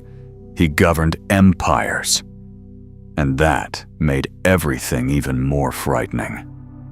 As it is written in the book of Isaiah, chapter 10, verse 1, "And the Lord calls Assyria the rod of my anger, and the staff in their hand, to execute indignation."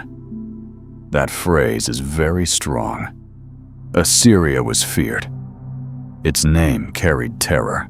Its army crushed peoples. Its military power seemed impossible to stop. When a nation heard of Assyria, the heart tightened. But Isaiah reveals a truth that completely changes the reading of history. That empire, however threatening it seemed, was not above God. It was not master of its own power. It did not move outside the reach of the throne. The Lord could even use a brutal power as an instrument of discipline. That alone would be enough to shake any human pride. What seemed invincible was nothing more than a temporary tool in God's hands. We can imagine the astonishment of the listeners as they received this word. Perhaps someone would say, "So Assyria is not advancing only because it is strong?" Another might answer, frightened, "You mean even this empire is under a greater command?" That was exactly it. Isaiah was showing that history is not controlled only by the strength of weapons, by political intelligence, or by the ambition of rulers. There is a will above everything. There is a throne above all thrones. And when God decides to discipline his people, he can even use nations that do not honor him to fulfill his purposes. That does not make their evil holy. It only proves that nothing escapes divine rule. But here comes a decisive detail, and it is what increases the tension even more. Assyria would be used, yes, but it did not understand itself as an instrument of God. As it is written in the book of Isaiah, chapter 10, verse 7, "Howbeit he meaneth not so, and neither doth his heart think so." In other words, the empire did not march with humility, aware of its limitation. It marched with arrogance. It wanted to destroy, cut off nations, magnify its own name, and exalt its own strength. That makes all the difference.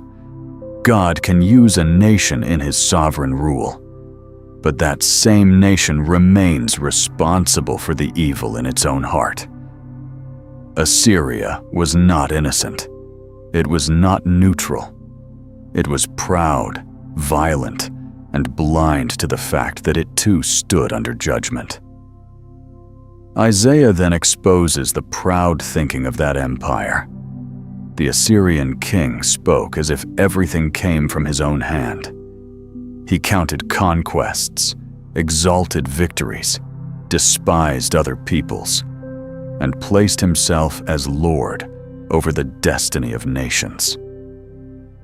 As it is written in the book of Isaiah, chapter 10, verses 8 through 11, and he boasts that his princes are like kings, and that no city or kingdom can escape him. This read is typical of the human heart, when it receives power and forgets that it is still a creature. Assyria looked at its military strength and imagined that it was proof of autonomy. But the Lord saw something else. He saw an instrument behaving as if it were master of its own destiny. We can imagine an Assyrian general saying with arrogance, "Our sword tears down walls, our horses spread terror. Who will resist us?"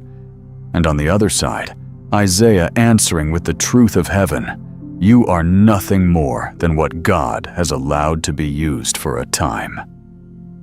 This difference in perspective is central to the chapter.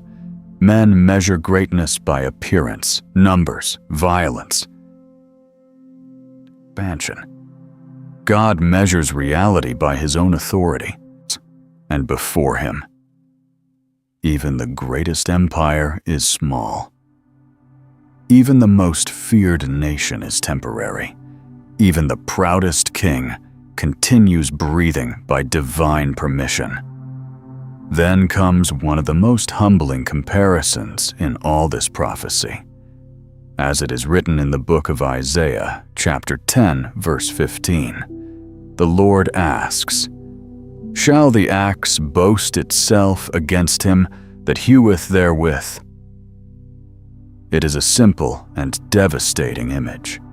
The axe does not lift itself. It does not act by itself. It does not decide by itself. It is an instrument in someone's hand. In the same way, Assyria had no real reason to exalt itself. Its error was to think that the strength it had received made it independent of God. This exposes a truth that applies to kings, leaders, peoples, and any man. When the creature begins to boast as if it were the source of its own power, it has already begun to walk toward its fall. And then Isaiah shows that the same God who uses Assyria to discipline Judah will also rise against Assyria because of its pride. As it is written in the book of Isaiah, chapter 10, from verse 12 onward, "After fulfilling his work on Mount Zion and in Jerusalem, the Lord would punish the fruit of the stout heart of the king of Assyria and the glory of the loftiness of his eyes." This is astonishing. Judah would not escape discipline, but Assyria would not escape judgment either. Here the story rises to an even higher level. No one stands outside divine authority. Not the covenant people, not the kings of Judah, not foreign armies, not the empires that seem to rule the world. All, without exception, are under the same God.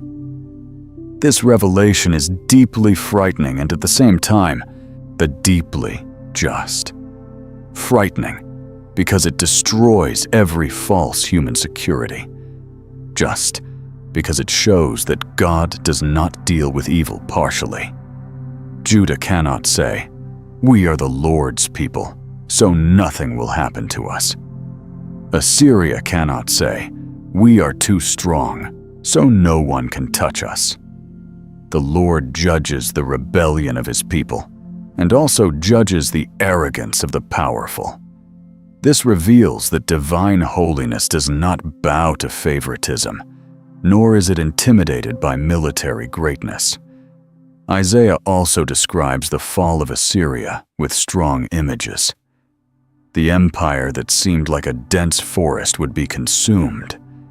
The God of Israel would send leanness among its fat ones, and under its glory, he would kindle a burning like the burning of a fire, as it is written in the book of Isaiah, chapter 10, verses 16 through 19. The forest would become so reduced that even a child could count the trees that remained. What a striking image. What once seemed countless, crushing, and impossible to face would be brought to ruin by the word of the Lord.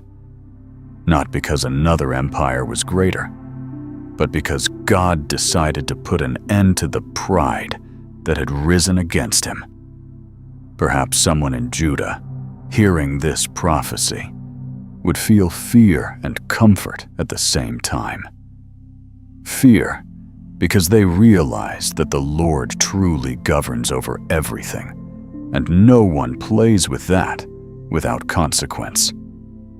Comfort, because they understood that oppressors also would not last forever. The history of nations does not belong to the pride of men. It belongs to God, and that changes everything. The book of Isaiah ceases to be only a portrait of Judah's local crisis and becomes an open window to divine rule over the entire world. Now the listener could no longer think in small terms.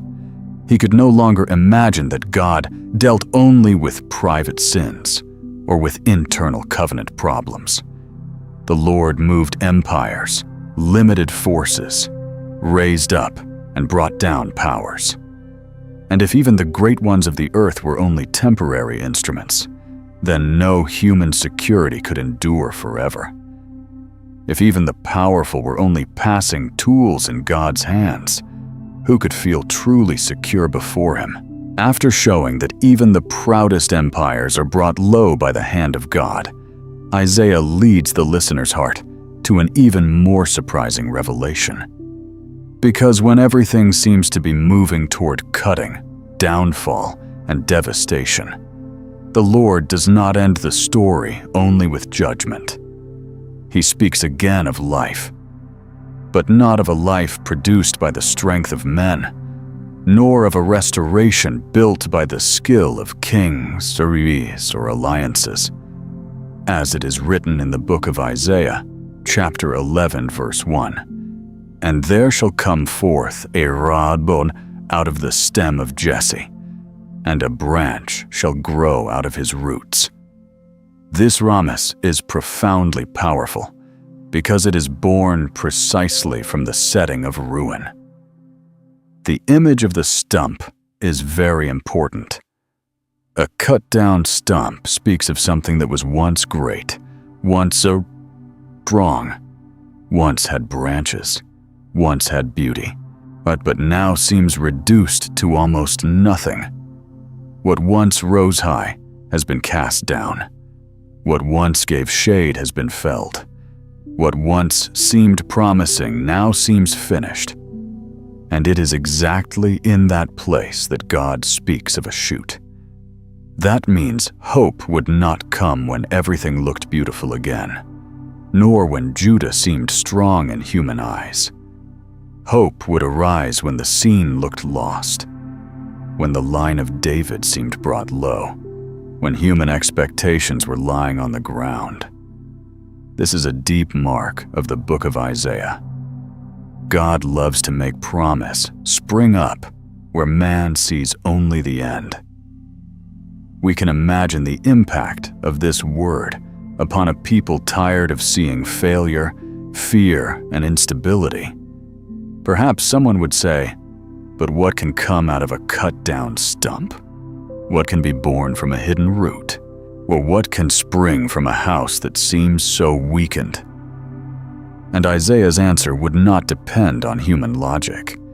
The prophet would not say that the future would come because Judah had reorganized itself, or because politics would improve, or because a charismatic leader would arise by the force of circumstance. He would point to God's action. If the shoot would arise, it would be because the Lord had determined it. If life would begin to spring again, it would be because the divine promise was still alive, beneath what men judged to be dead. The text goes on revealing the greatness of this shoot. As it is written in the book of Isaiah, chapter 11, verse 2, "Upon him would rest the Spirit of the Lord, the Spirit of wisdom and understanding, the Spirit of counsel and might, the Spirit of knowledge and of the fear of the Lord." But this shows that we are not dealing with an ordinary leader. He is not someone sustained merely by charisma, political strength, or military ability. He is someone marked by the fullness of the Spirit of God. In a world accustomed to insecure, impulsive, proud, and partial rulers, Isaiah presents a completely different king. A king whose source is not in himself, but in the presence of God resting upon him. This part of the promise brings enormous comfort, but it also deepens reverence. Because the people of Judah already knew the suffering of depending on flawed leaders. They had already seen kings who trembled, kings who turned aside, kings who did not lead the people with full faithfulness. Now Isaiah speaks of one who would not judge by the sight of his eyes, neither reprove by the hearing of his ears, as it is written in verse 3. He would not be deceived by appearances. He would not be manipulated by speeches. He would not fall into the superficiality of men. His delight would be in the fear of the Lord. This is very strong. God's future would not be built on appearance. It would be established on truth.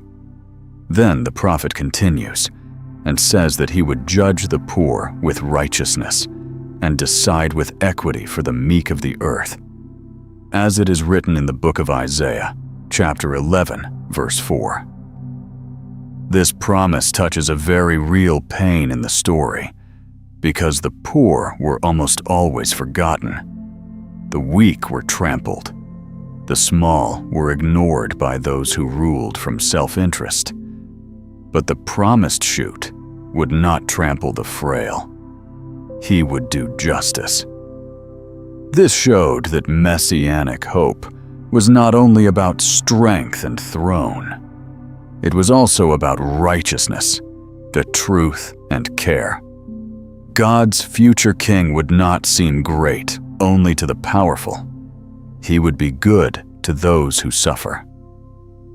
We can imagine a humble man hearing these words with tears in his eyes. Perhaps someone who had already been deceived by judges, despised by leaders, and left behind by society would say silently, "Then God still sees the little ones."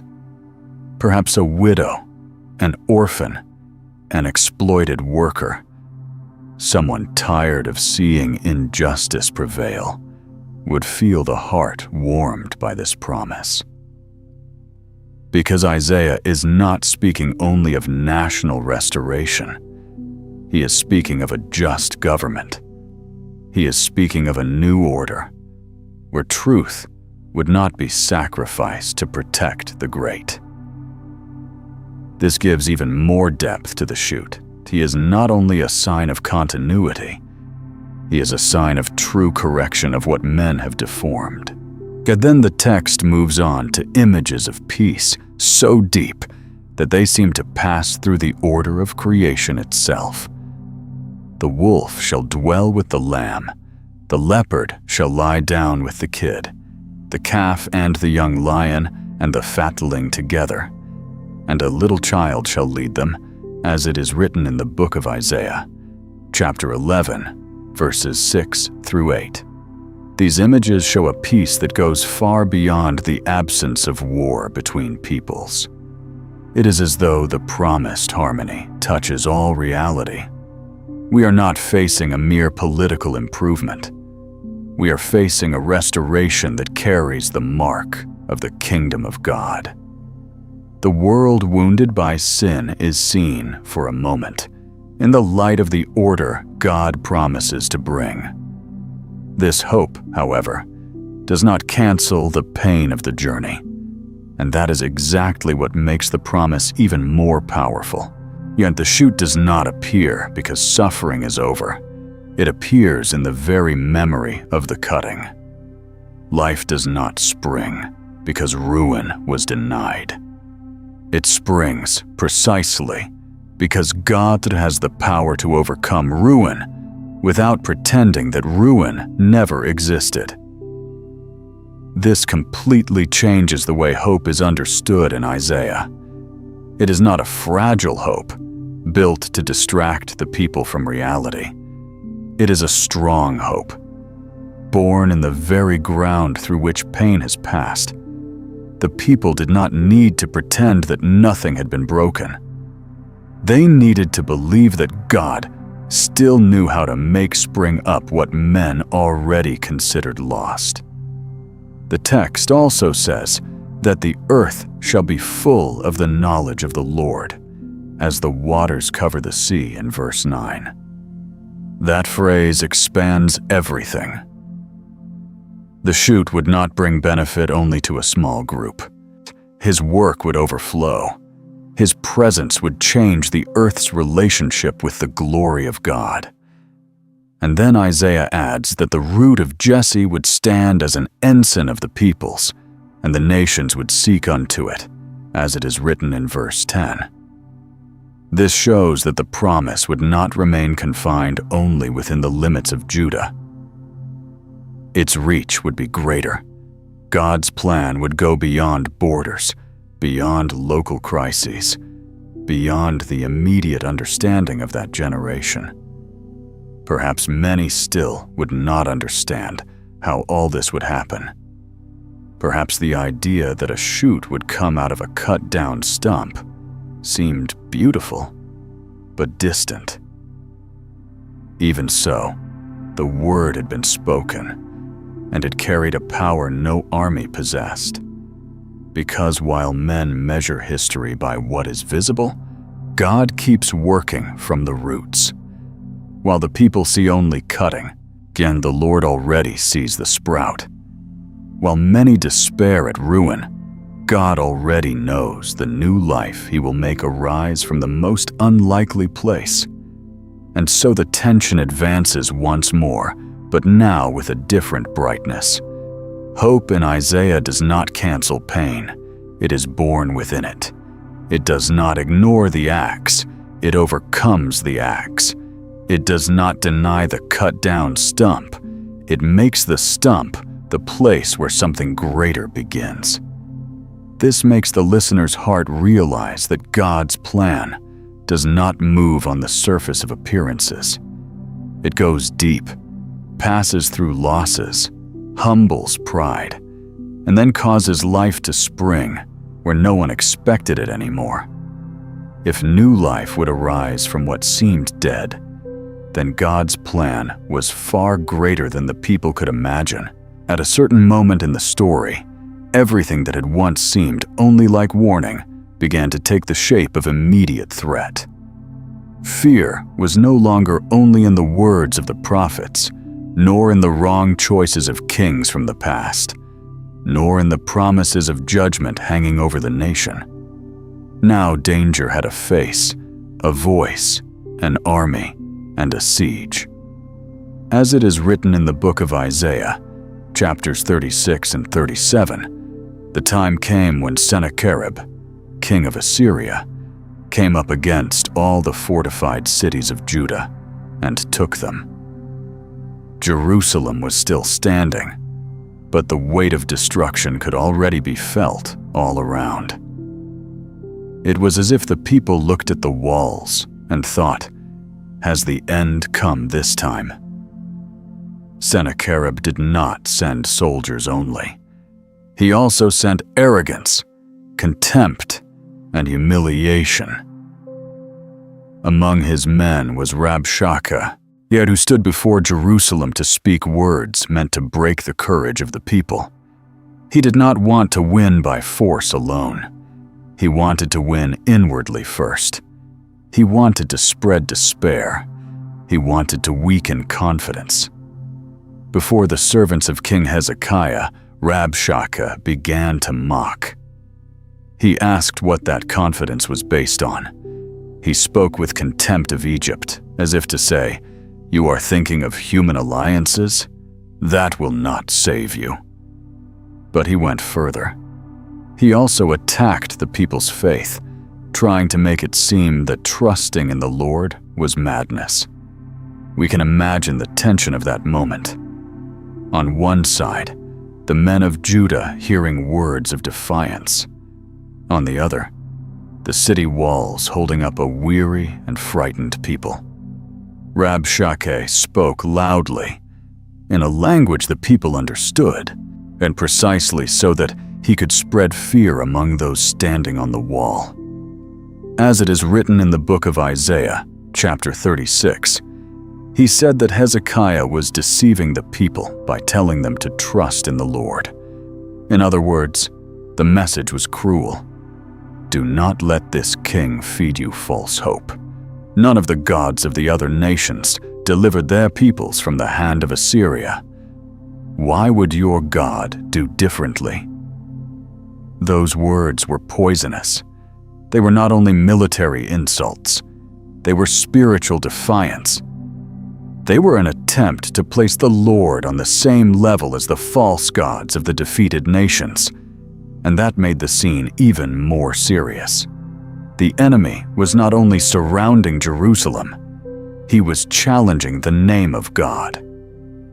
Hezekiah's servants asked Rabshakeh to speak in Aramaic, and so that the people on the wall would not understand. But he refused. He wanted everyone to hear. He wanted fear to spread like smoke. He wanted the city to begin falling before the final battle even came. The text says that the people remained silent and answered him nothing, because that was the king's command. That silence is powerful. It was not complete calm. It was tension being held in. It was obedience in the middle of pressure. The servants returned to Hezekiah with their garments torn, a clear sign of grief, humiliation, and despair. When the king heard the words of Rabshakeh, he also tore his clothes, covered himself with sackcloth, and went into the house of the Lord. This detail is decisive. At a moment when the city could have lost itself in panic, Hezekiah ran to the right place. He did not have enough strength to face Assyria with human confidence. He knew that. It was not a moment for pride. It was a moment for crying out. We can imagine Hezekiah kneeling, head bowed, heart tight, feeling the weight of responsibility. Perhaps he thought of everyone inside the city. Children, families, elders, priests, weary soldiers, men and women looking to him for direction. Perhaps fear tried to crush him inwardly, but instead of giving himself over only to anguish, he sought the Lord. He sent men to Isaiah, son of Amoz, carrying a painful message. As it is written in the book of Isaiah, chapter 37, verse 3, he said, "This day is a day of trouble, and of rebuke, and of blasphemy. For the children are come to the birth, and there is not strength to bring forth." What a strong image.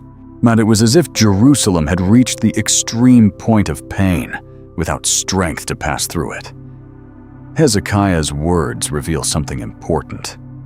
The king did not pretend to have firmness where he had none. He did not pretend to have absolute control. He recognized weakness. He recognized the crisis. He recognized that the moment was severe, and he asked Isaiah to pray to the Lord because of the words of the enemy. because perhaps God would hear the reproach of Rabshakeh and answer on behalf of the remnant that still remained. Once again, this important expression appears: remnant. In the midst of so much judgment and so much threat, there was still that which remained. There was still that which God would preserve. Isaiah then answered with a word that surely entered the king's heart as relief and, at the same time, firmness. And as it is written in the book of Isaiah, chapter 37, verses 6 and 7, the prophet said, "Be not afraid because of the words that thou hast heard." That command is very similar to others that have already appeared earlier in the story. When men tremble, God calls them to trust. When enemies shout, the Lord still speaks louder. Isaiah announced that the king of Assyria would hear a rumor, return to his own land, and fall by the sword there. It was a bold word. Humanly speaking, Assyria remained strong. The army remained imposing. The siege was still real. But God's answer was not based on the appearance of the battlefield. It was based on His own rule. The defiance, however, did not cease immediately. Sennacherib sent another message, insisting that Hezekiah should not let himself be deceived by trusting in the Lord. But then one of the most moving scenes in this whole account took place. Hezekiah took the letter from the hands of the messengers, went up to the house of the Lord, and spread it before the Lord. What a strong and simple gesture. He did not merely keep reading the threat in despair. He placed the threat before God. He opened the letter before heaven, as if he were saying, "Lord, here is what they have said. Here is the fear they want to spread. Here is the defiance thrown against you." After that, Hezekiah prayed. And his prayer is beautiful because it does not begin by exalting Judah's strength, nor by asking for deliverance on the basis of human merit. It begins by acknowledging who God is. As it is written in the book of Isaiah, chapter 37, verse 16 onward, "He calls the Lord the God of Israel, enthroned above the cherubim, and the only God over all the kingdoms of the earth." Then he asks the Lord to incline his ears and see. He acknowledges that the kings of Assyria had laid waste nations and cast their gods into the fire. But he also acknowledges that those gods were not true gods, only the work of men's hands. Then comes the central cry, that the Lord would deliver them, so that all the kingdoms of the earth might know that the Lord alone is God. That prayer changes the atmosphere of the story. Fear still existed, but now it was before the living God. The threat still surrounded Jerusalem, but faith had also found its voice. Isaiah then sent the Lord's answer. God had heard Hezekiah's prayer, and the prophetic word was harsh against Sennacherib. The Lord described the arrogance of the Assyrian king, his pride, his presumption, and declared that he would make him return by the way he came. Jerusalem would not be given into his hands. The enemy would not enter it, would not shoot an arrow there, nor build up a siege ramp against it. God himself would defend that city for his own sake, and for the sake of David his servant. And then deliverance came in a powerful way. As it is written in the book of Isaiah, chapter 37, verse 36, "The angel of the Lord went out and struck 185,000 men in the camp of the Assyrians. When they arose early in the morning, behold, they were all dead bodies. The city that seemed about to fall was preserved not by the sycamore strength of its walls, not by the military genius of its king, not by human alliances, but by the intervention of God. Sennacherib returned, withdrew, and later fell in his own land, exactly as the Lord had spoken. This part of the story drives the suspense to an extremely high point. Jerusalem almost fell. The people were almost crushed by fear. The enemy almost turned his arrogance into visible triumph. But God showed that he still ruled over the most crushing threat. And yet something curious still remains in the air. Because after such a great deliverance, it would be easy to think that the greatest danger had finally passed once and for all. But Isaiah continued speaking as someone who knew that the deepest root of the problem was not only the army outside. If God could still deliver Jerusalem from such an overwhelming threat, why did Isaiah keep speaking as if the greatest danger still had not passed? Jerusalem's deliverance had been so great, so impressive, and so public that someone might imagine that after that, Hezekiah's life would continue in peace, firmness, and rest. After all, the most feared enemy had been stopped. The siege had not prevailed. The defiance had collapsed. The city remained standing. But the story did not move in that simple direction. Right after such an overwhelming collective threat, suffering descended into a much more intimate place. It was no longer the fear of an army surrounding the walls.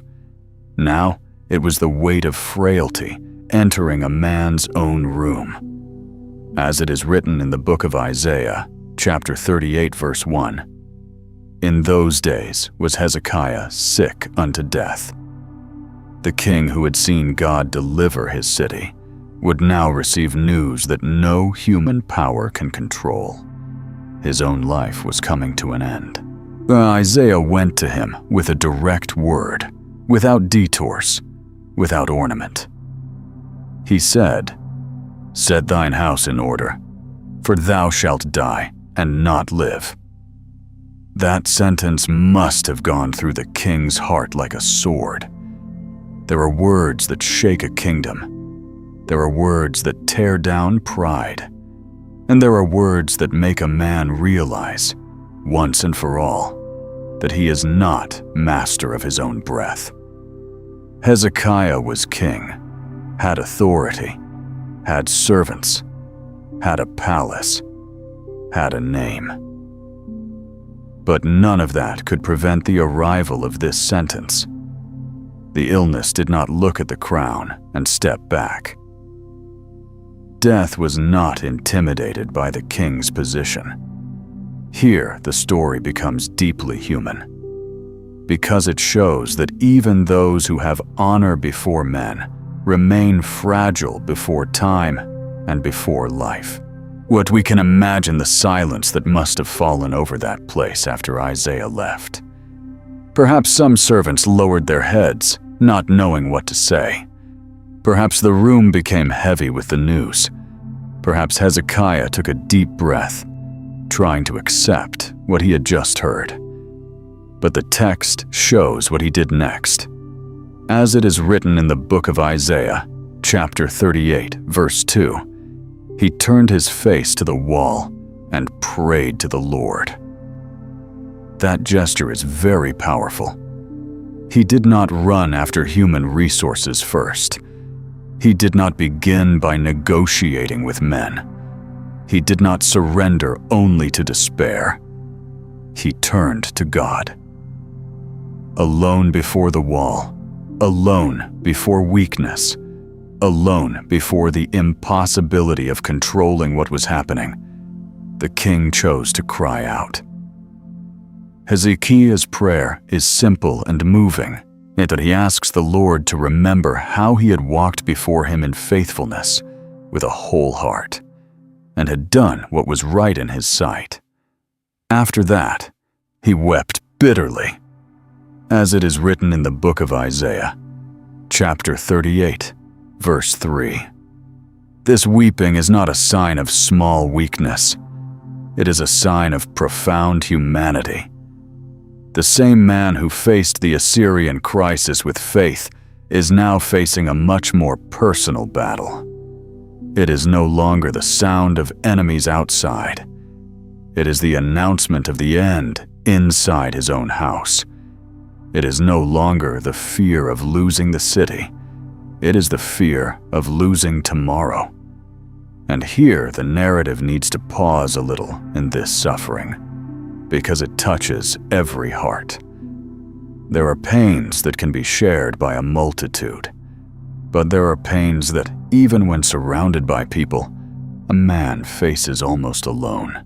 Or perhaps Hezekiah thought of everything he had not yet seen. Perhaps he thought of his people. Perhaps he felt the weight of the responsibility he would leave behind. Perhaps he did not understand why, after such a great deliverance, he was now so near death. And that makes the chapter even stronger. Suffering does not choose convenient moments. Sometimes it comes right after a great victory. Sometimes a man is still trying to breathe after one crisis and already has to enter another. The book of Isaiah shows this without hiding the pain. Faith does not make life artificial. It passes through real suffering. But the story also shows something beautiful. God heard him. Before Isaiah had even gone very far, the word of the Lord came commanding him to return. As it is written in the book of Isaiah, chapter 38, verses 4 and 5. And God said, "Go, and say to Hezekiah, Thus saith the Lord, I have heard thy prayer. I have seen thy tears. Behold, I will add unto thy days 15 years. What a wonderful sentence. I have seen thy tears. This reveals a God who is not distant from human suffering. The Lord of the high and exalted throne, the God who governs empires and humbles proud nations, also sees the tears of a man in his room. He also hears the prayer made with the face turned toward the wall. He also answers the broken heart. That answer did not come only in words. It also came in concrete mercy. God promised 15 more years of life, and also declared that he would deliver the city from the hand of the king of Assyria.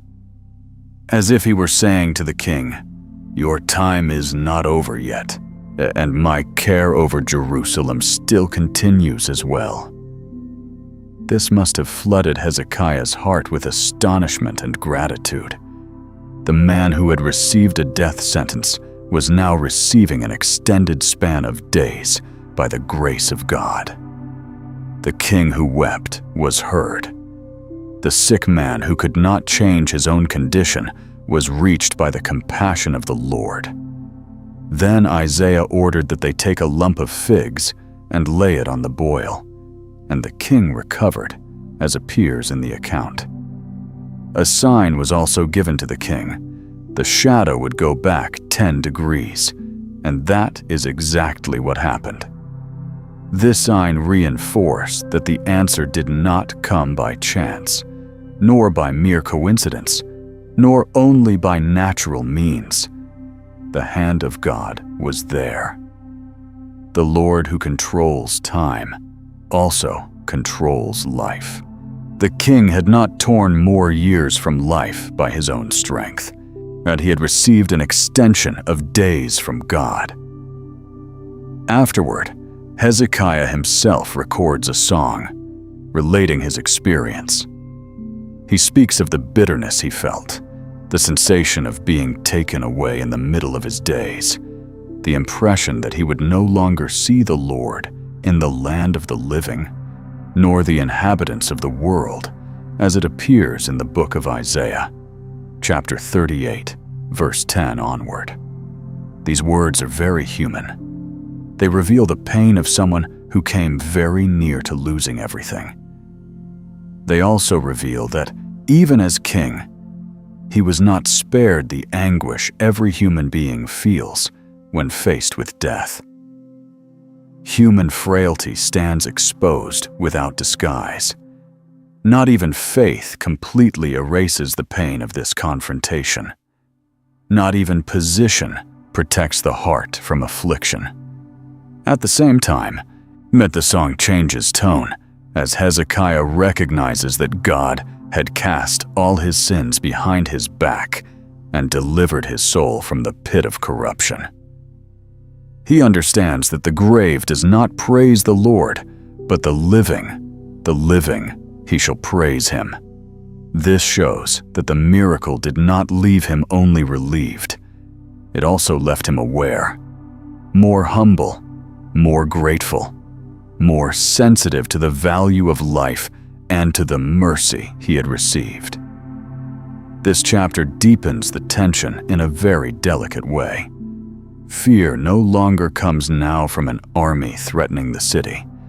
It comes from the certainty that no human being controls his own existence.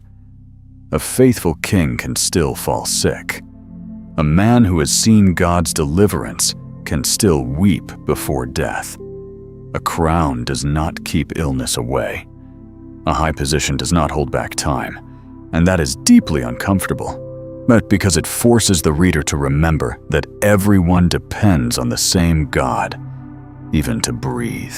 But the story does not end with this miracle as though everything were resolved forever.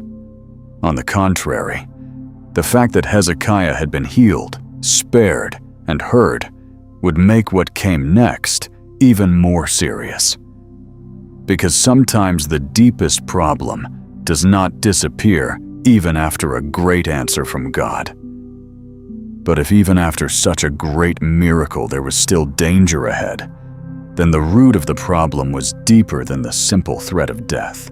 It was precisely after the healing, after the tears that were heard, after the sign that was given, and after the mercy of God had been made so clear that something happened which makes this story even more serious.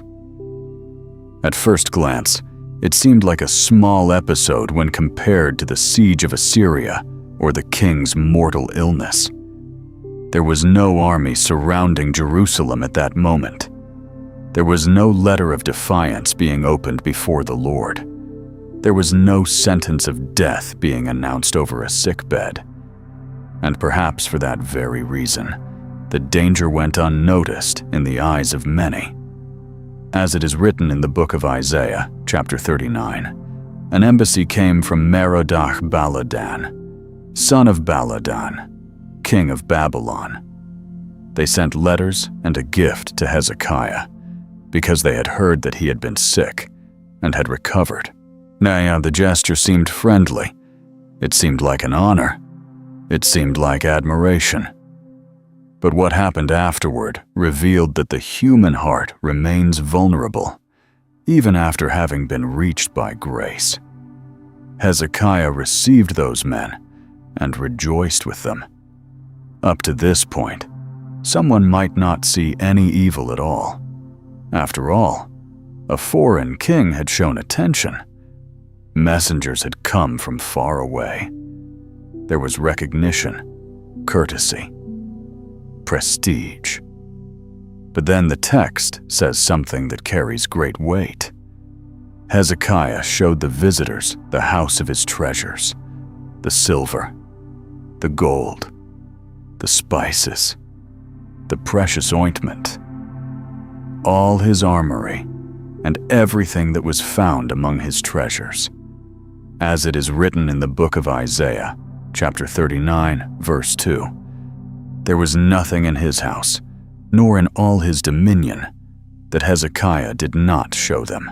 That Baltust, there was nothing, is very strong. The king opened everything. He displayed everything. He exposed what he should have guarded with prudence. We can imagine the scene. The Babylonian messengers walking through the halls, observing carefully, seeing riches, measuring resources, taking note of what existed inside Judah. Perhaps they spoke with admiration. Perhaps they praised what they saw. Perhaps they showed respect. And Hezekiah, instead of discerning the danger hidden behind that visit, allowed himself to be carried away by the satisfaction of being seen, recognized, and admired. After all he had lived through, after all he had received, he failed precisely at a very deep point: the heart. The problem was no longer coming from outside with a raised sword. The problem was coming from within, in the form of vanity, imprudence, and the desire to display what he possessed. This part of the story is very important because it shows that the greatest threat does not always arrive through pain. Sometimes it arrives through pride. Sometimes the heart resists in suffering, seeks God, cries, and humbles itself. But afterward, when the pressure passes and human honor comes knocking at the door, it becomes distracted, exalts itself, and lets down its guard. Hezekiah had been faithful in a time of open crisis. He had prayed in the face of death. He had taken Assyria's defiance before the Lord. But now, in an apparently calm moment, he stumbles in a serious way. This makes the chapter very painful because it reveals that grace received does not automatically transform a man into someone incapable of falling. Without vigilance, the heart remains dangerous. Isaiah then comes to confront the king. As it is written in the book of Isaiah, chapter 39, verses 3 and 4, the prophet asks, "What did these men say? And from where did they come to you?" Hezekiah answers, "They came to me from a far country, from Babylon." Then Isaiah continues, "What have they seen in your house?" And the king responds with a sincerity that exposes his failure even more. "They have seen everything that is in my house.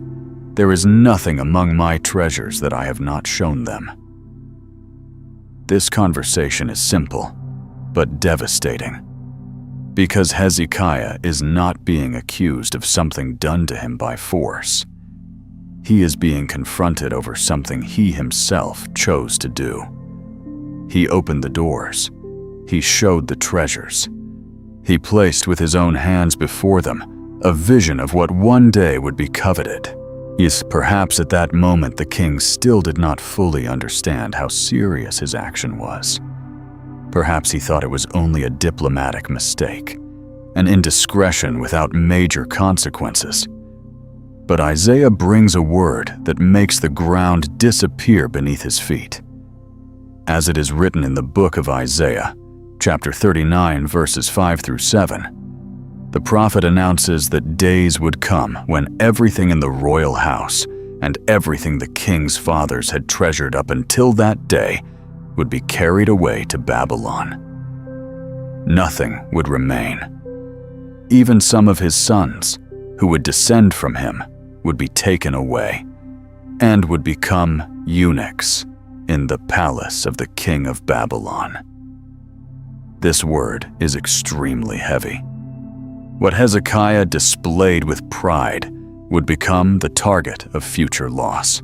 But the gesture of the present opened a window to the judgment that would still come. Here, the tension rises sharply, because now it becomes clear that the greatest danger cannot be explained only by external enemies. Yes, Assyria threatened. Yes, there was foreign arrogance. Yes, real armies rose up. But the text shows something even deeper. The human heart can collaborate with its own ruin. It can open the way for future losses. It can turn blessings into reasons for display. It can receive mercy from God, and even so, remain vulnerable to pride. This is frightening, because it means that man's problem is not only what attacks him from the outside, but what remains struggling inside him. We can imagine Isaiah looking at Hezekiah with sadness, not with pleasure in accusing, but with the burden of someone who sees the truth behind the scene. Perhaps the prophet thought of everything the king had already lived through: the siege, the cry for help, the illness, the miracle, the sign, the divine answer. And even so, there he was, fallen into imprudence. This proves that miracles by themselves do not cancel the need for vigilance. Grace received is not permission to relax the heart. Deliverance is not the same as complete maturity. A man may be spared in one area and still need watchfulness in another. Hezekiah's response is also marked by a sad detail. He acknowledges that the word of the Lord is good, but there is in his speech a certain relief at the thought that there will be peace and truth in his own days. This shows that, although he submitted to the divine word, there is still human weakness in the way he deals with the future. Yet the story does not present him as a man completely hardened, but neither does it hide him as someone fully free from limitations. And that makes everything even more real. The Bible does not paint its characters as figures of artificial perfection. It shows the complexity of the human heart before the holiness of God. This chapter pushes the reader to an even deeper level of reflection. The book of Isaiah has already shown the sin of the people, the weakness of kings, the arrogance of nations, and the absolute holiness of the Lord. Now it shows something that may be even more unsettling. A man can pass through pain, experience compassion, receive an answer from heaven, and still remain capable of stumbling. That does not diminish the grace of God. On the contrary, it shows how necessary that grace is at all times, and it shows that no one should trust in himself. It shows that the human heart continues to be a field that requires fear, vigilance, and dependence. And so the story moves closer to an even greater revelation. Because if even a king who wept before God was heard and was healed could still fall into vanity and imprudence, then man's problem cannot be resolved only by external deliverances or by the prolonging of life. The root is deeper. The need is greater. The healing must reach the place that neither power, nor miracle, nor human honor can transform by themselves. How could someone who had been reached by the mercy of God still stumble so seriously? And what if that were precisely the most frightening secret in the whole story? By this point in the story, it was no longer possible to say that Judah's problem lay only in enemies outside, in wrong alliances, in the weakness of kings, or in the threats of empires. All of that was real, but it was not the final center. Isaiah's own path had been revealing something deeper and more frightening. The people could continue going to the temple and still be sick within. A prophet could see the holiness of God and fall on his face before his own impurity. A king could hear the word of the Lord and refuse to believe. A nation could receive care like a well-planted vineyard and still produce bitter fruit. A man could weep, be heard, be healed, and still stumble soon afterward. So the great question could no longer be avoided. If the root of the problem lay so deep, where would the true healing be found? What it is at this point that Isaiah delivers the deepest revelation in the whole book, not as a light answer, but as an answer that passes through pain, guilt, judgment, and hope. As it is written in the book of Isaiah, chapter 52, Beginning in verse 13 and continuing through chapter 53 to verse 12, the prophet speaks of the servant of the Lord. And this servant does not appear as a proud conqueror, nor as an ordinary king surrounded by wealth, nor as a man exalted by human standards. He appears first as someone who would be exalted by God, but whose appearance would cause astonishment. Many would marvel at him. Many would be scandalized by him. Many would not understand. That already shows that God's solution would not follow the path men expected. Isaiah asks, "Who hath believed our report?" as it is written in chapter 53, verse 1. That question carries pain, because it shows that the most important truth would also be one of the most rejected.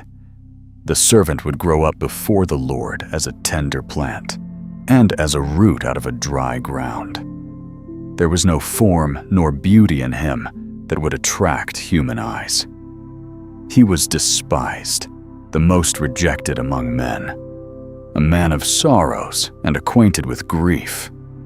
These words are extremely strong. God's final hope would not come clothed in impressive appearance, but in humiliation and suffering. That already breaks all human logic. The human heart usually admires visible strength, immediate power, outward glory. But God was pointing to a wounded servant. We can imagine the astonishment of those who heard these words for the first time. How can salvation come through someone rejected? How can healing be born from pain? How can the answer for a rebellious people pass through the suffering of another? These questions are not small. They are at the center of Isaiah's mystery. Because throughout the whole book, the prophet has shown that human sin is more serious than it seems. It is not a superficial stain. It is not a small deviation that can be corrected merely by moral effort. Sin made the people impure, hardened, unjust, resistant, and proud. It made religion empty. It made leadership weak. It made even moments of grace incapable of keeping man standing by himself. So the healing had to go much deeper than any outward reform. But that is why Isaiah declares something that pierces the heart like a sword. Surely he hath borne our grief and carried our sorrows. And then he was wounded for our transgressions. He was bruised for our iniquities. The chastisement of our peace was upon him, and with his stripes we are healed. As it is written in the book of Isaiah, chapter 53, verses 4 and 5. Here is the center of the revelation. Man's problem is so deep that God's answer passes through substitution, suffering, and redemption. The servant does not suffer for his own sins. He suffers for the sins of others. He carries what was not his. He receives upon himself what was ours. And this shows, at the same time, two things that the whole book has been preparing us for. The holiness of God is higher than man imagines. And human sin is more serious than man admits. This is the final answer to Isaiah's secret. The book still frightens today because it does not speak only of Judah's fall. It reveals the permanent drama of the human being before a holy God. It reveals that the problem lies not only in visible behavior, but in the heart. It reveals that no one becomes clean by himself. It reveals that hearing the truth is not enough if the heart remains hardened. It reveals that neither miracle, nor position, nor tradition, nor strength, nor ritual can heal the root of sin. And therefore, the only real hope passes through the promised servant, the one who takes guilt upon himself and opens the way of peace. Isaiah continues by saying, "All we like sheep have gone astray. We have turned everyone to his own way. And the Lord hath laid on him the iniquity of us all." This phrase sums up the human condition with frightening clarity. It is not only some of us, all we. It is not merely an external mistake. It is wandering from the way. It is departure. It is rebellion. Man likes to think that his problem is smaller than it really is. He likes to call his guilt by lighter names. He likes to compare himself with others so that he may seem less wrong. But Isaiah does not allow that. He exposes man as he is.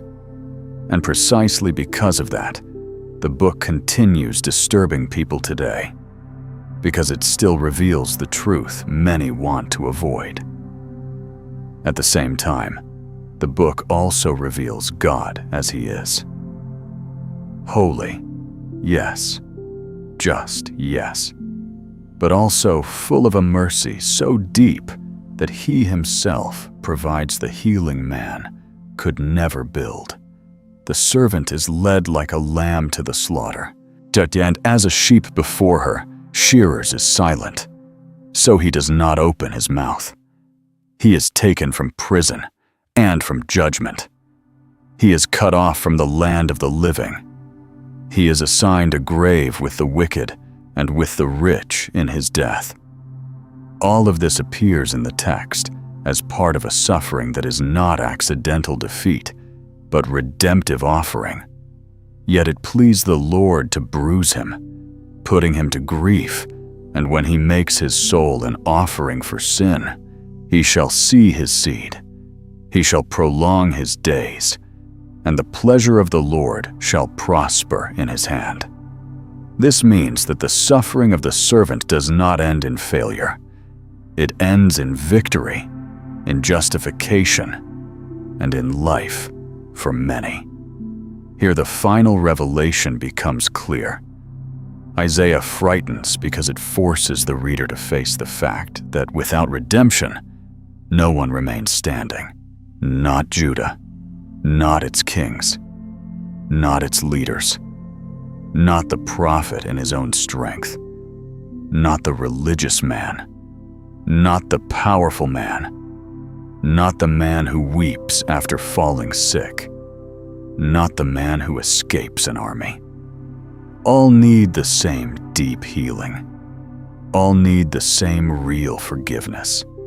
All need the same wounded servant. That is why the book remains alive, because it does not speak only of the past. It speaks of man today before the same holy God. That is also why other parts of the book now fit here with even greater force. When Isaiah, in chapter 40, speaks of the God who comforts his people, that only gains full meaning because there is redemption. When, in chapter 55, the prophet says, "Seek ye the Lord while he may be found," that invitation carries real urgency because the human heart still needs to return. When, in chapter 66, the Lord says that he will look to the one who is poor and of a contrite spirit, and trembles at his word. That reveals the kind of response this message demands. Not pride, but trembling. Not appearance, but brokenness.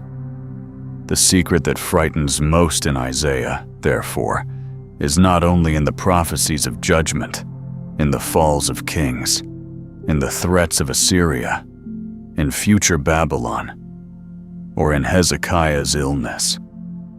All of that mattered. But the deepest point is another. Isaiah reveals that man is more lost than he imagines, and that God is holier than men think. And at the same time, it reveals that God's mercy is so great that he himself provided through the servant the path to healing.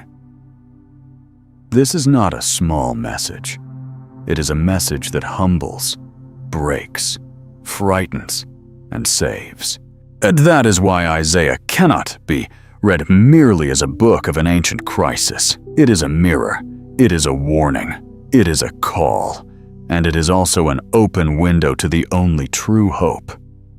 Whoever reads Isaiah sincerely realizes that Judah's problem did not remain trapped in the past.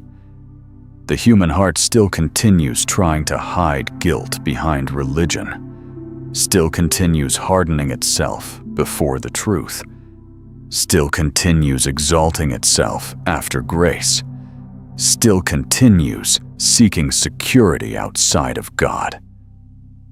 And it is exactly there that the book still speaks with power.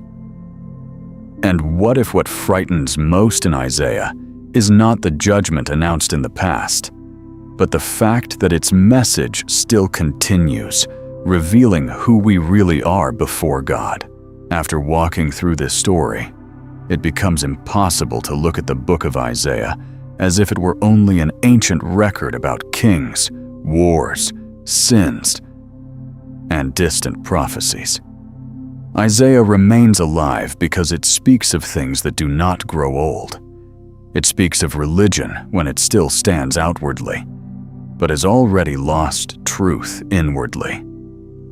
It speaks of the human heart when it tries to hide its sickness behind sacred practices.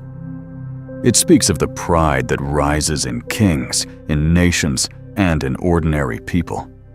It speaks of sin not as a light detail, but as a force that deforms the soul, hardens the conscience, and pushes man away from God. And at the same time, it speaks of a Lord who still sees everything, still calls, still warns, and still opens a door of mercy. Isaiah frightens because it does not leave the reader comfortable. It does not allow anyone to hide behind appearances. It does not accept the false security of the one who thinks it is enough merely to be near the things of God without truly surrendering to Him. From the beginning, the prophet showed that Judah still prayed, still went up to the temple, still maintained rituals, but was already deeply sick.